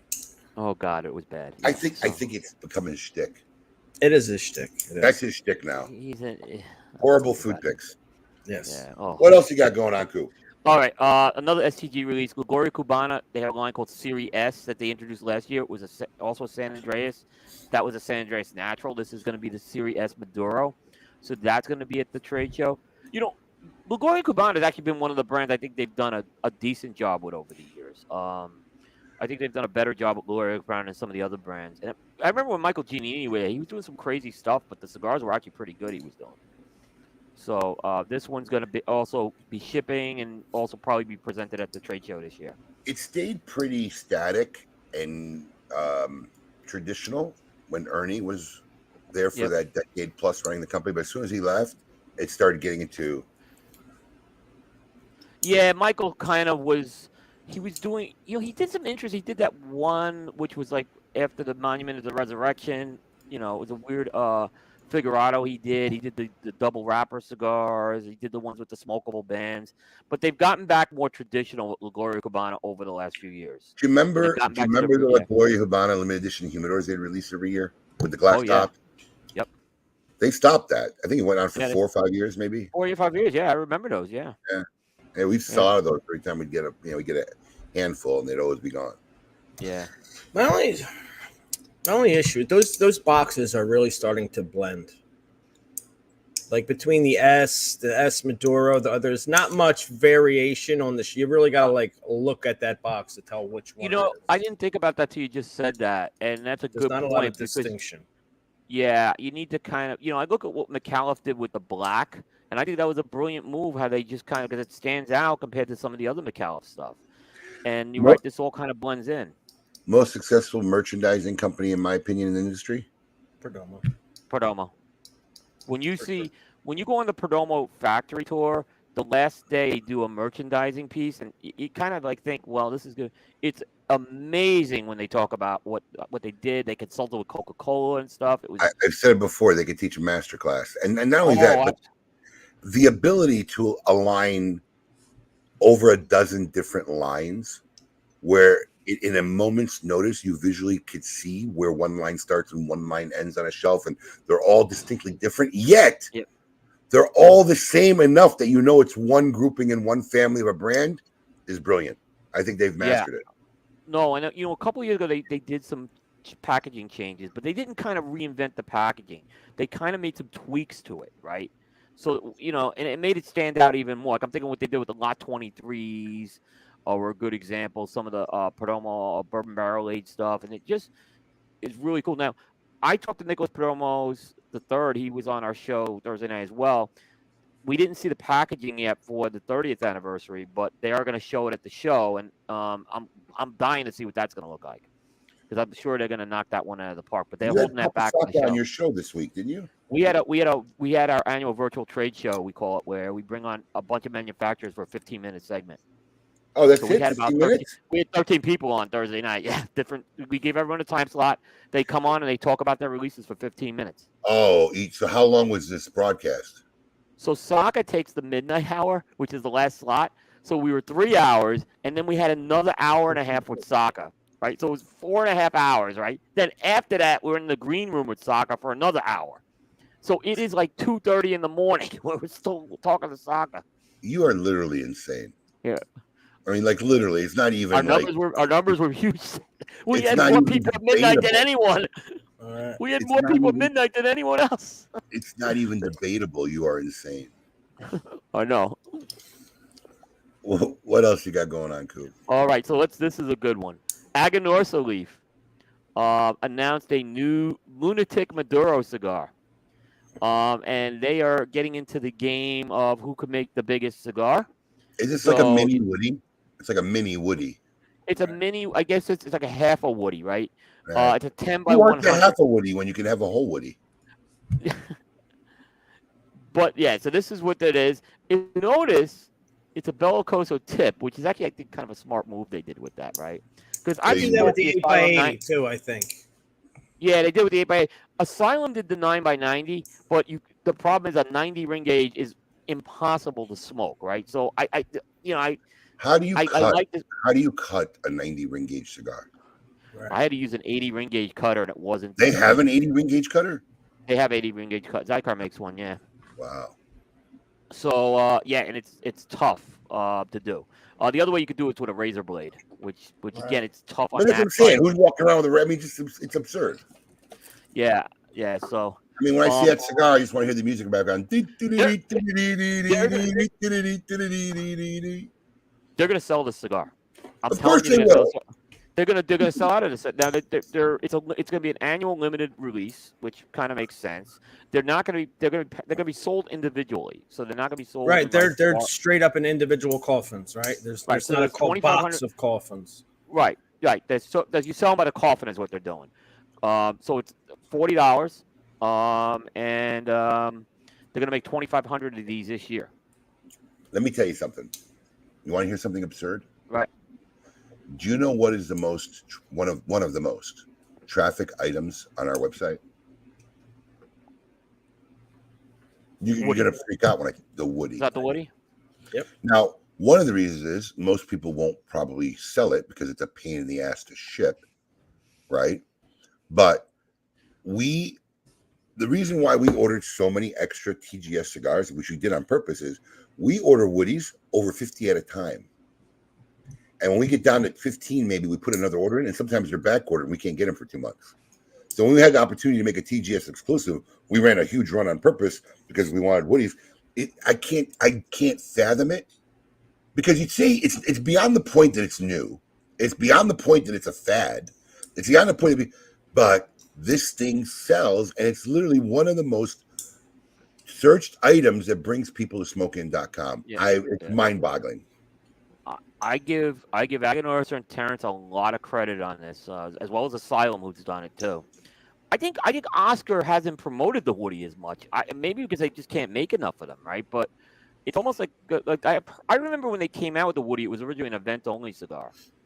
That's how it started out. So and then it kind of moved its way into the like a limited run in the portfolio. I don't know. Gary's never picked a date, man. It's going to be the Great Smoke next year. We'll be smoking them all together if he doesn't pick a date. I want in on that. I really want to be in on that. So we'd have to have an afternoon to do it. I mean, oh yeah, that'll be all right. What else do you got going on? Foundations made some news this week with Nick Melillo. He also has a $40 cigar coming out. Yes. It's actually a line extension of the Tabernacle line, even though it's packaged different. It's pretty much the same blend, but it's in a 6 3/4 by 52 Perfecto. It's called the Tabernacle Night Commander. And this is what happened is Nick Melillo was given the title of Night Commander from Ethiopia, which is an honor they do in Ethiopia. So it's kind of like a knighthood type of thing because he's done cigars related to, Ethiopia and stuff. So what he's doing with this is he's selling these cigars and all the proceeds are going back into Ethiopian charities.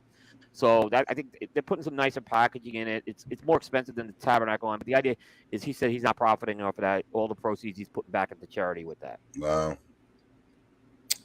Well, I mean, look, it's a $40 cigar, which is, it's pretty looking from the pictures. A little much. But remember, he released that Highclere Castle Senator, and I mean, we don't have any left. We brought them $33. Those sold out. Yeah. They sold out. I mean, and he's not making those anymore, according to him. But that wasn't a charity cigar. Oh, right. That cigar was pricey because the packaging was really, really amazing. Yes, that coffin sarcophagus type. Yeah. Well, the fact that he doesn't make great cigars doesn't hurt either. That helps, absolutely. Yeah. All right. I'm going to jump ahead because I don't want to miss this story. I had it at the end of my list. You got plenty of time, Coop. We got plenty of time. Yeah. I want to show we get. All right. So you want me we don't have a tail of the tape. Did you even make a preview video yet or no? No. Yeah, we got nothing. Okay, so I'll keep going. I just want to make sure we don't miss we got nothing. Yeah, go ahead. It's your show right now. Absolutely. It's your show today. Well, I want to make sure this. Okay, so let's go to CLE next, because we were just talking about them. So they have a couple of releases that they're coming out with, and they're coming out with a couple of PCA exclusive cigars. And what I'll say is at least CLE is putting a lot of effort into their PCA exclusives. They're releasing one under the Aroa brand, and they're releasing one under the CLE brand. So there's an Aroa CLE exclusive, and then there is a CLE one, right? Both of these releases, what Christian has been saying, and he's not commenting what country it's from, is they've bought some farms, and they're saying they're only in South America. He's not saying what country there is in South America. And, for the most part, Christian's brands have been Honduran with some Nicaraguans. So he's got some of these other, where these farms are. I don't know if it's Ecuador or Venezuela or Brazil. I don't have any idea. But these releases are going to be using the tobaccos in them. The Aroa is going to be more of a Corojo blend, and the CLE one's going to be a Connecticut shade blend. And they're all going to be in the same four sizes: 5x50, 11/18, 6x52, and 6x60. Priced between $17 and $19. And there's the CLE one. That one was the Connecticut. Aaron Loomis and I really want to try that cigar because Christian doesn't do a lot of Connecticut's. So we're really kind of curious with that. But they've done exclusives every year, and what they do with theirs is the box top. They use that model of, hey, you can use it as an ashtray afterwards. Right. So you want my color commentary on this one? Absolutely. This is why we have you, Abe. My first question. Let's have it. My first question. Do you feel there really is anything for Tabacalera Unidas beyond Asylum? Yes and no. Has Aroa really found its way? Because look, don't get me wrong. The quality of cigars are amazing. Cigars. Yes, it has nothing to do with the quality of cigars. The Aroa 20th year, I love. It's a great cigar. That was my cigar of the year one year. It was a cigar of the year one year for me. Yes. Do you think they found their way? Do you think the company is anything more than Asylum at this point? Asylum is absolutely the monster of that company. Okay. But I think Christian wants to have those other angles where he could do this type of stuff. Yeah, I mean, listen, let's face it, he doesn't have to work for money at this point in his career. So, Right. and he doubled down on a PCA exclusive. Yeah. So, so I don't know. So here's my thing. I'm pretty sure that no one can make a PCA exclusive without the permission of the PCA, right? They if they brand they can. Like if they don't stop at a company from saying, hey, They we're going could to offer use this the cigar. PC. They could put the term PCA exclusive on a cigar, a box, No, without they could just. They could just say it's exclusive to the trade show, right? but they can't brand it. They can't. I don't think so. Okay. I don't know the answer to, but I'm assuming that they probably need permission to do that. Why? And Christian's a board member. Christian's a board member. Keep in mind. Yeah, I get it. Why wouldn't they? Because I mean, look, it's already happening, right? The PCA is the new TAA. Why wouldn't they just say we're going to limit every year 3 or 4 companies to make a PCA cigar? No. I know where you're going to go with the argument, right? I agree. Hold on. I know where the argument's going to come, right? People are going to get pissed off. Whatever. But I got news for you. We've been making TGS exclusives now 3 years, going on 4 years, and we don't do it with everybody, and it rotates every year. And guess what? They all still line up to do the Great Smoke. Guess what? They probably sell more than the TAA ones. Right. You get your turn, but it would just make something a little more extraordinary for a PCA release, because if every goddamn company makes a PCA release, then you really don't have a PCA exclusive. You just got another line. Who cares? You know, look, I'm totally. They know how to kill the excitement. They could take the excitement of anything, choke it, suffocate it, drown it, and flush it down a toilet. It just removes all the excitement when I see 800 PCA exclusives. What you could do is, like you said, you give it to 3 or 4 companies. You make it competitive, where you're selected to be in that.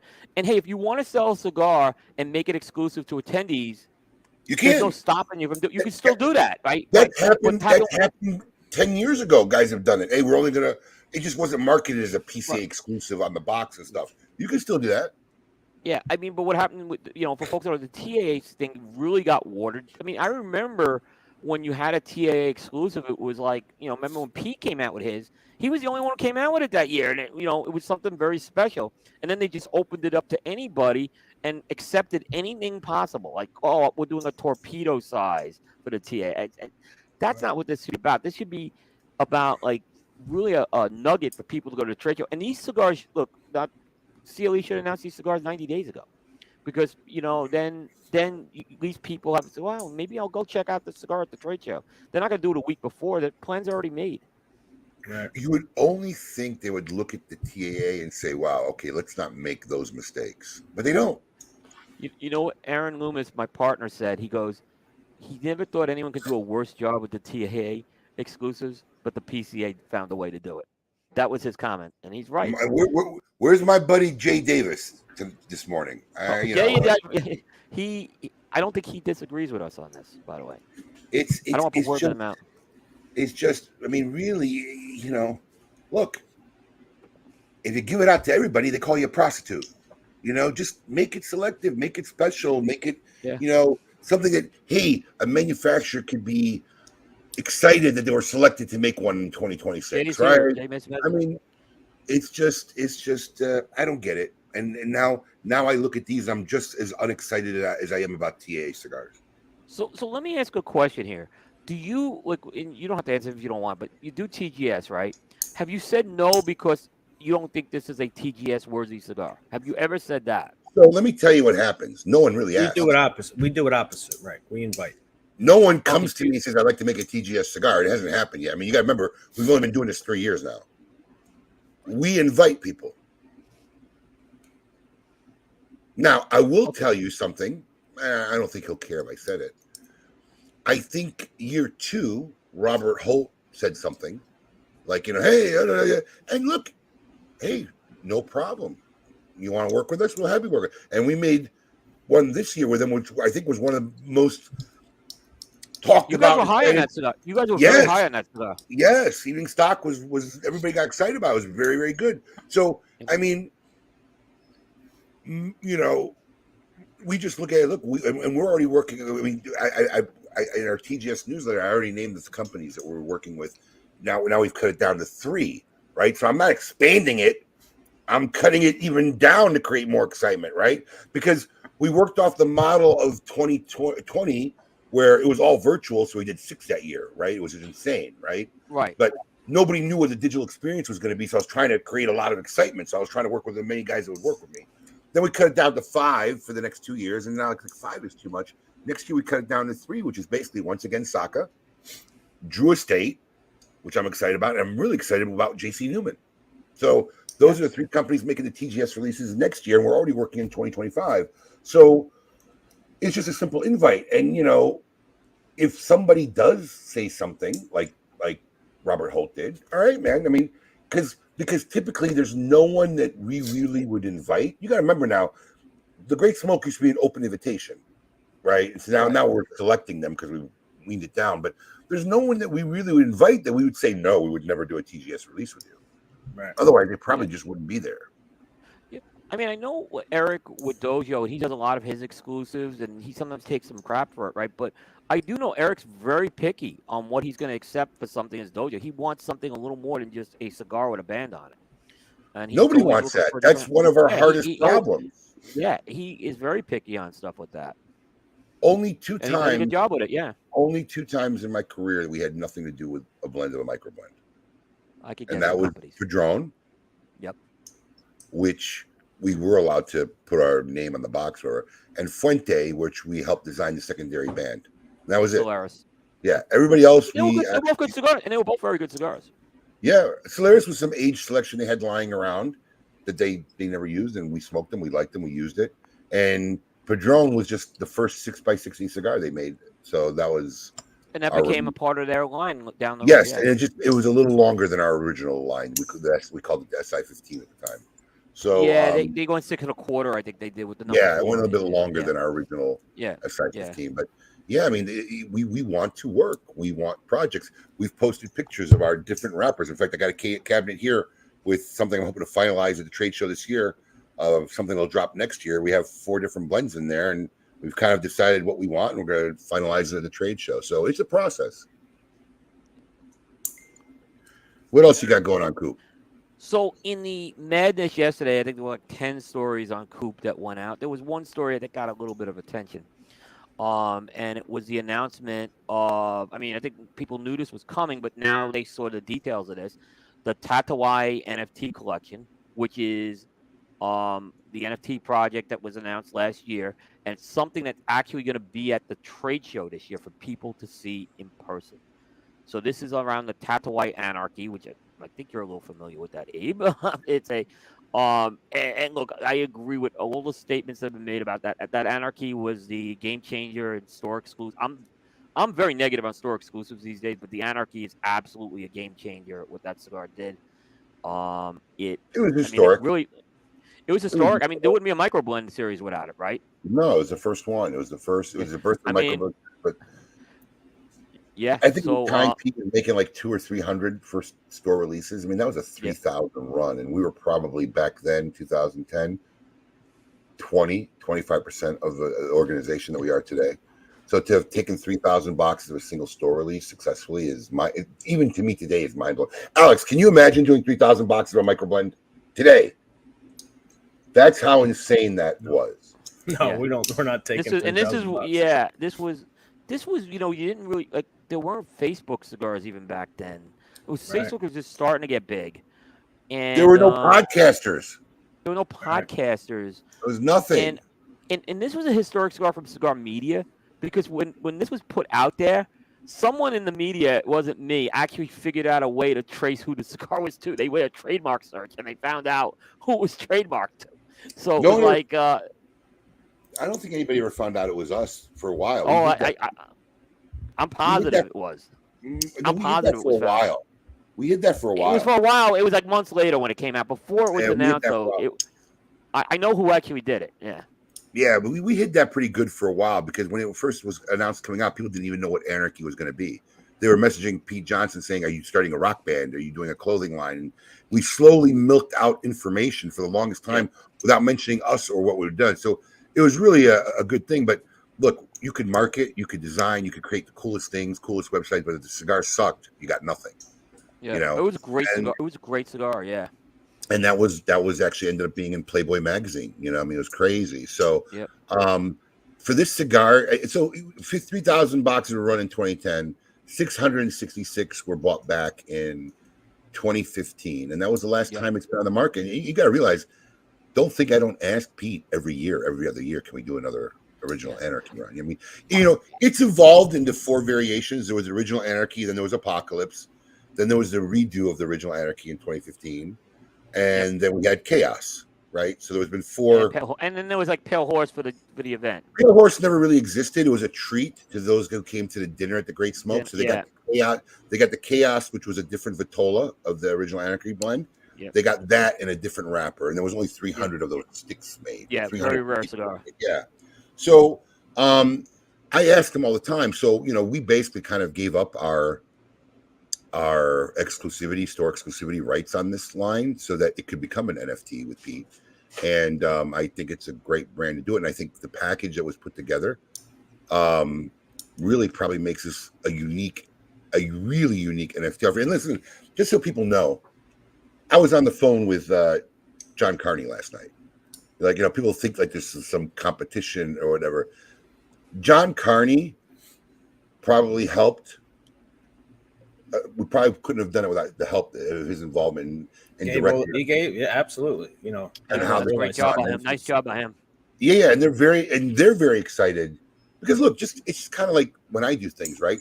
They started it, they paved the way, and they'd like to see where it goes, right? Because if it ends with them, then nothing happens. So they're kind of This wouldn't probably happen without LaFleur. Yeah. Yeah, they're kind. I've never even imagined this, conceive of it. Yeah. But the photos that you show really don't do it justice. This collection set, because the press release that came out yesterday, basically now we told everybody that ST DuPont is involved, and Les Mann even said, Vice President of Sales, he can't recall ever of ST DuPont making a 1-of-1 lighter. Each one of these lighters is a 1-of-1 engraved at the bottom rendition of the matching NFT art. So on top of getting a non-fungible token, you're going to get this set, which includes this 7 humidors that Pete made with 75 cigars, 15 of them in a Pale Horse variation, which they'll be the only 15 for each retailer who gets one ever made. And then it comes with the 1-of-1 ST DuPont lighter, the newest evolution by Zycar, which, you know, you'd only think it'd be natural, is the new perfect XI1 cutters, right? So now Zycar, instead of having an all hole all the way through, now has a solid back, so it's like a perfect cut now.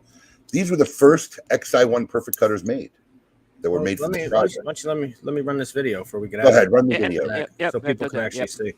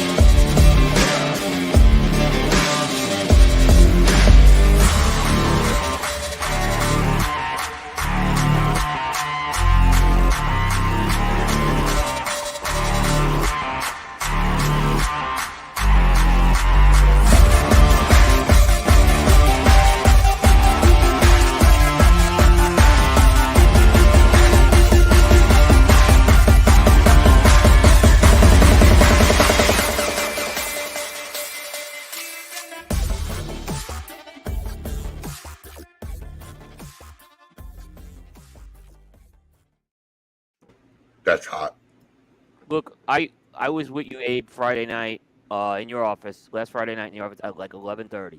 And if I just want to say the detail that Abe was, because Abe was reviewing a lot of these digital art things and the photos, the detail that Abe was like, every detail Abe was looking at with this thing. I got to give you a lot of credit, Abe. Your eye was seeing things probably that a lot of people meant. I know this is probably from your background, I'm sure, but Abe was really the attention to detail on this was second to none. When you were watching the videos I was watching, you didn't think it was going to come together that good looking at the end, did you?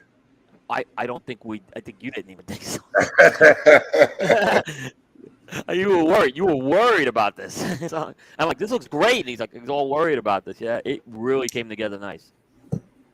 So it'll be interesting. I'm very excited that this will be in the Tatuaje booth number 1069, 100, no, Yep. 10069.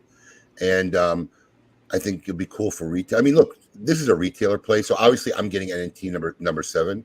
You know, one of the things that John Carney said that he really loved about this was that each NFT is a unique piece of art, right? It wasn't all the same. So I took the one that I thought was the most basic and made it the last one, which is just the Anarchy logo. I think it literally is not my favorite one. I think the other ones are way cooler. So I thought that was the fairest way to do it. So we'll have number 7 and the other 6 go up for auction. I think there's going to be 6 savvy retailers out there somewhere that'll realize that this is an asset for them, that you know, their 15 boxes every quarter will have Tatuaje fans from all over the world seeking them out. Not to mention just the collateral of the package of the collection set that you get with the initial NFT. So, you know, I think what helped Pete and this project was to have a retailer, you know, involved with him, that I think is going to make us more successful, because as a retailer, I was able to say, look, this is where value is for me. If I'm looking to have one or buy one, or, you know, this is where the value is with me. This is where it makes sense to me. And this is where I would definitely fight to bid and get one of these. So, you know, You're not going to be near the El Septimo booth, right? So, no. okay, you may want to be far away from the El Septimo booth. Thank you, Matt. Yeah, and you know, the other just little things like the bands were upgraded on these, and just a hologram and stuff, like, you know, little things like that too. I think really contributed to this as well. Well, the NFT is obviously the digital token. The non-NFT, Gary, is that, you know, the guys who acquire the NFT will own it, and then the set that they get, which we call the collateral, which is the cutter, they can do whatever they want with it. They can sell it, they can keep it as a set, they can keep it as part of the collection. But the main thing is that as owners of the NFT, they'll be entitled to purchase 15 boxes of the Anarchy cigar every quarter. So each NFT holder will have 60 boxes a year, and what they do with it and how they market it and how they try to sell it will be up to them. But I imagine the demand is going to be extremely high for this cigar. And something that Pete Johnson thought of on his own, which I really thought was brilliant, it goes to his expertise in doing a lot of these limited products, whatever, is if you saw that band, which is a gorgeous band, it's a big step up from any of the Anarchy bands in all the previous renditions, right? Yeah. It has a hologram. Yep. So the bottom part of the brand is a hologram, which says NFT edition, and the top part of the brand is just basically embossed Anarchy on a white part of the band. That's how the cigars in the 15 allocated monthly boxes will come. But the cigars that come in the 70 count humidor all have a double hologram brand. So what's even cool is you'll know whether the cigar you're smoking is from one of the 7 humidor sets or one of the monthly allocation cigars. He really thought this through. And there's between me and you, I was talking to Pete last night, there's actually some new technology that we're hoping to finalize that we could talk about, which would even make this even more of a unique of an offering that, you know, hopefully we'll be able to talk about at the show if I could figure it out whether we could do the execution on it or not. Really well done. Good job. Yeah, Gary, SI will have 60 boxes a year, you know, no matter what. Now, you know, if there aren't bidders that don't meet the minimum bid for any of these, then I guess I'll have 7. Oh well. But someone private, there's no one stopping a private consumer from bidding on this either. No, I mean, look, this is actually designed as a retailer play. I'm a retailer. I know the value of what I could turn these cigars in, whether we make special 5-packs that involve 2 NFTs and 3 other Tatuaje cigars and know how to market or move it, or even do a raffle where you get a 5-pack of these by some Tatuaje. There's a million ways I could find a way to make revenue off this kind of acquisition for me. But no, a fan, and we know Pete has hardcore fans, could easily bid on this. And being that Anarchy's already existed in the secondary market, you still see them out there 13 years later. It could very well happen that a consumer ends up picking one of these up. Yeah. The auction will be toward the end of August, probably the 3rd week of August. I think it's going to start. And it's going to be one NFT at a time. Yes. So 7 is already done. So 1 through 6 will be 48 hours apart. So Right. NFT number 1 will start, and then it'll end 48 hours, and then 2 will start, and it'll be 12 days of the auction. So if you don't win on one, then you could always bid on another. The other thing, the Zycar cutter, that's the first time they've done that. So this is going to be those are the first cutters that have been made with that design as well. And they're one-of-one designs, but they haven't released that cutter yet. No, and I was talking with Joe Grow, and I think there's going to be a press release coming out next week talking about the perfect cutter. But this was something that we, Smoke In and Quality, had kind of worked on and designed together, and we were kind of blessed to have the first 7 perfect cutters ever made specifically for this program. And the front of the cutter will actually say, the back has the art, which is full because there's no hole, and the front actually has an A logo, Anarchy logo on it, and it'll say NFT number 1, 01 of 01. So, and listen, to get ST DuPont of Paris involved in this is for us, that was a coup. That was a ST big coup. DuPont, can you imagine their team stopping to make one-of-one lighters, 7 different lighters. That's it. I mean, it was a historical thing, and to be able to and look, me being me, right? Great, I own an NFT. Who cares? I mean, it exists somewhere, wherever. I thought adding the 24 by 36 framed art, something you could hang in your man cave or whatever. And these are nice prints on frame, nice frames. It was just a little added extra touch. So when you see the collection all together and all of it matching your digital NFT, I just thought was an exceptional way to go with that. Agree. Look at, but you talk about fans. I mean, here, look at that. I mean, it's. Guess what? You guys can do that. Yes. What happened? Yeah. It'll be a great idea. I'd love to see something like that happen. A consumer coalition come together with that.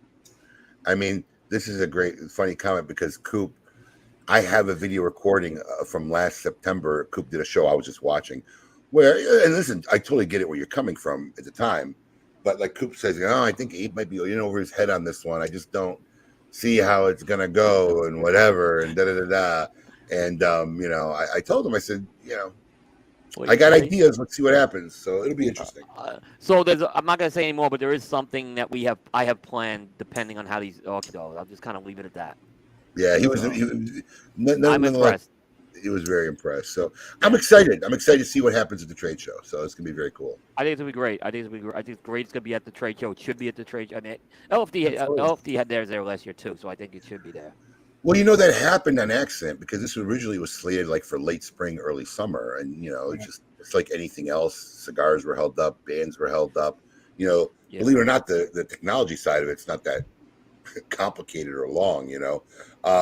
But it pushed it back to the point where, like, well, listen, man, we would just show this at the show, and Pete loved the idea and made a little floor space for a case. And then we kind of thought about this at the last minute, so finding a case now for somebody to do it. And this humidor is monstrous, by the way. This humidor is like 26 inches tall. It's a triangle. I mean, it's a big piece. So it didn't fit in anything that Pete Johnson had in his booth. So we literally had to hunt down somebody who would deliver a special showcase for it at the last minute for the trade show. But interesting stuff. Yep, very good. Very well done. Thank you, my friend. So what else you got going on in News Scoop? That's it for this week. Yeah, I didn't realize it's 12. I didn't realize it's 12. I have about another 20 releases we could talk to, but we'll do that as a ship and stuff. Holy shit. Well, Fick, we'll let everybody go. Listen, I mean, that went by. We hope you enjoyed your Saturday. Of course, the way we always say, best way to start your Saturdays. Next week, we'll be taking off. I might do a couple lives from the trade show. We're a little behind. We'll see what happens. But thank you for joining us. Have a great 4th of July weekend, everybody. Please be safe. Don't do anything stupid. And until we're back, everybody, keep it lit.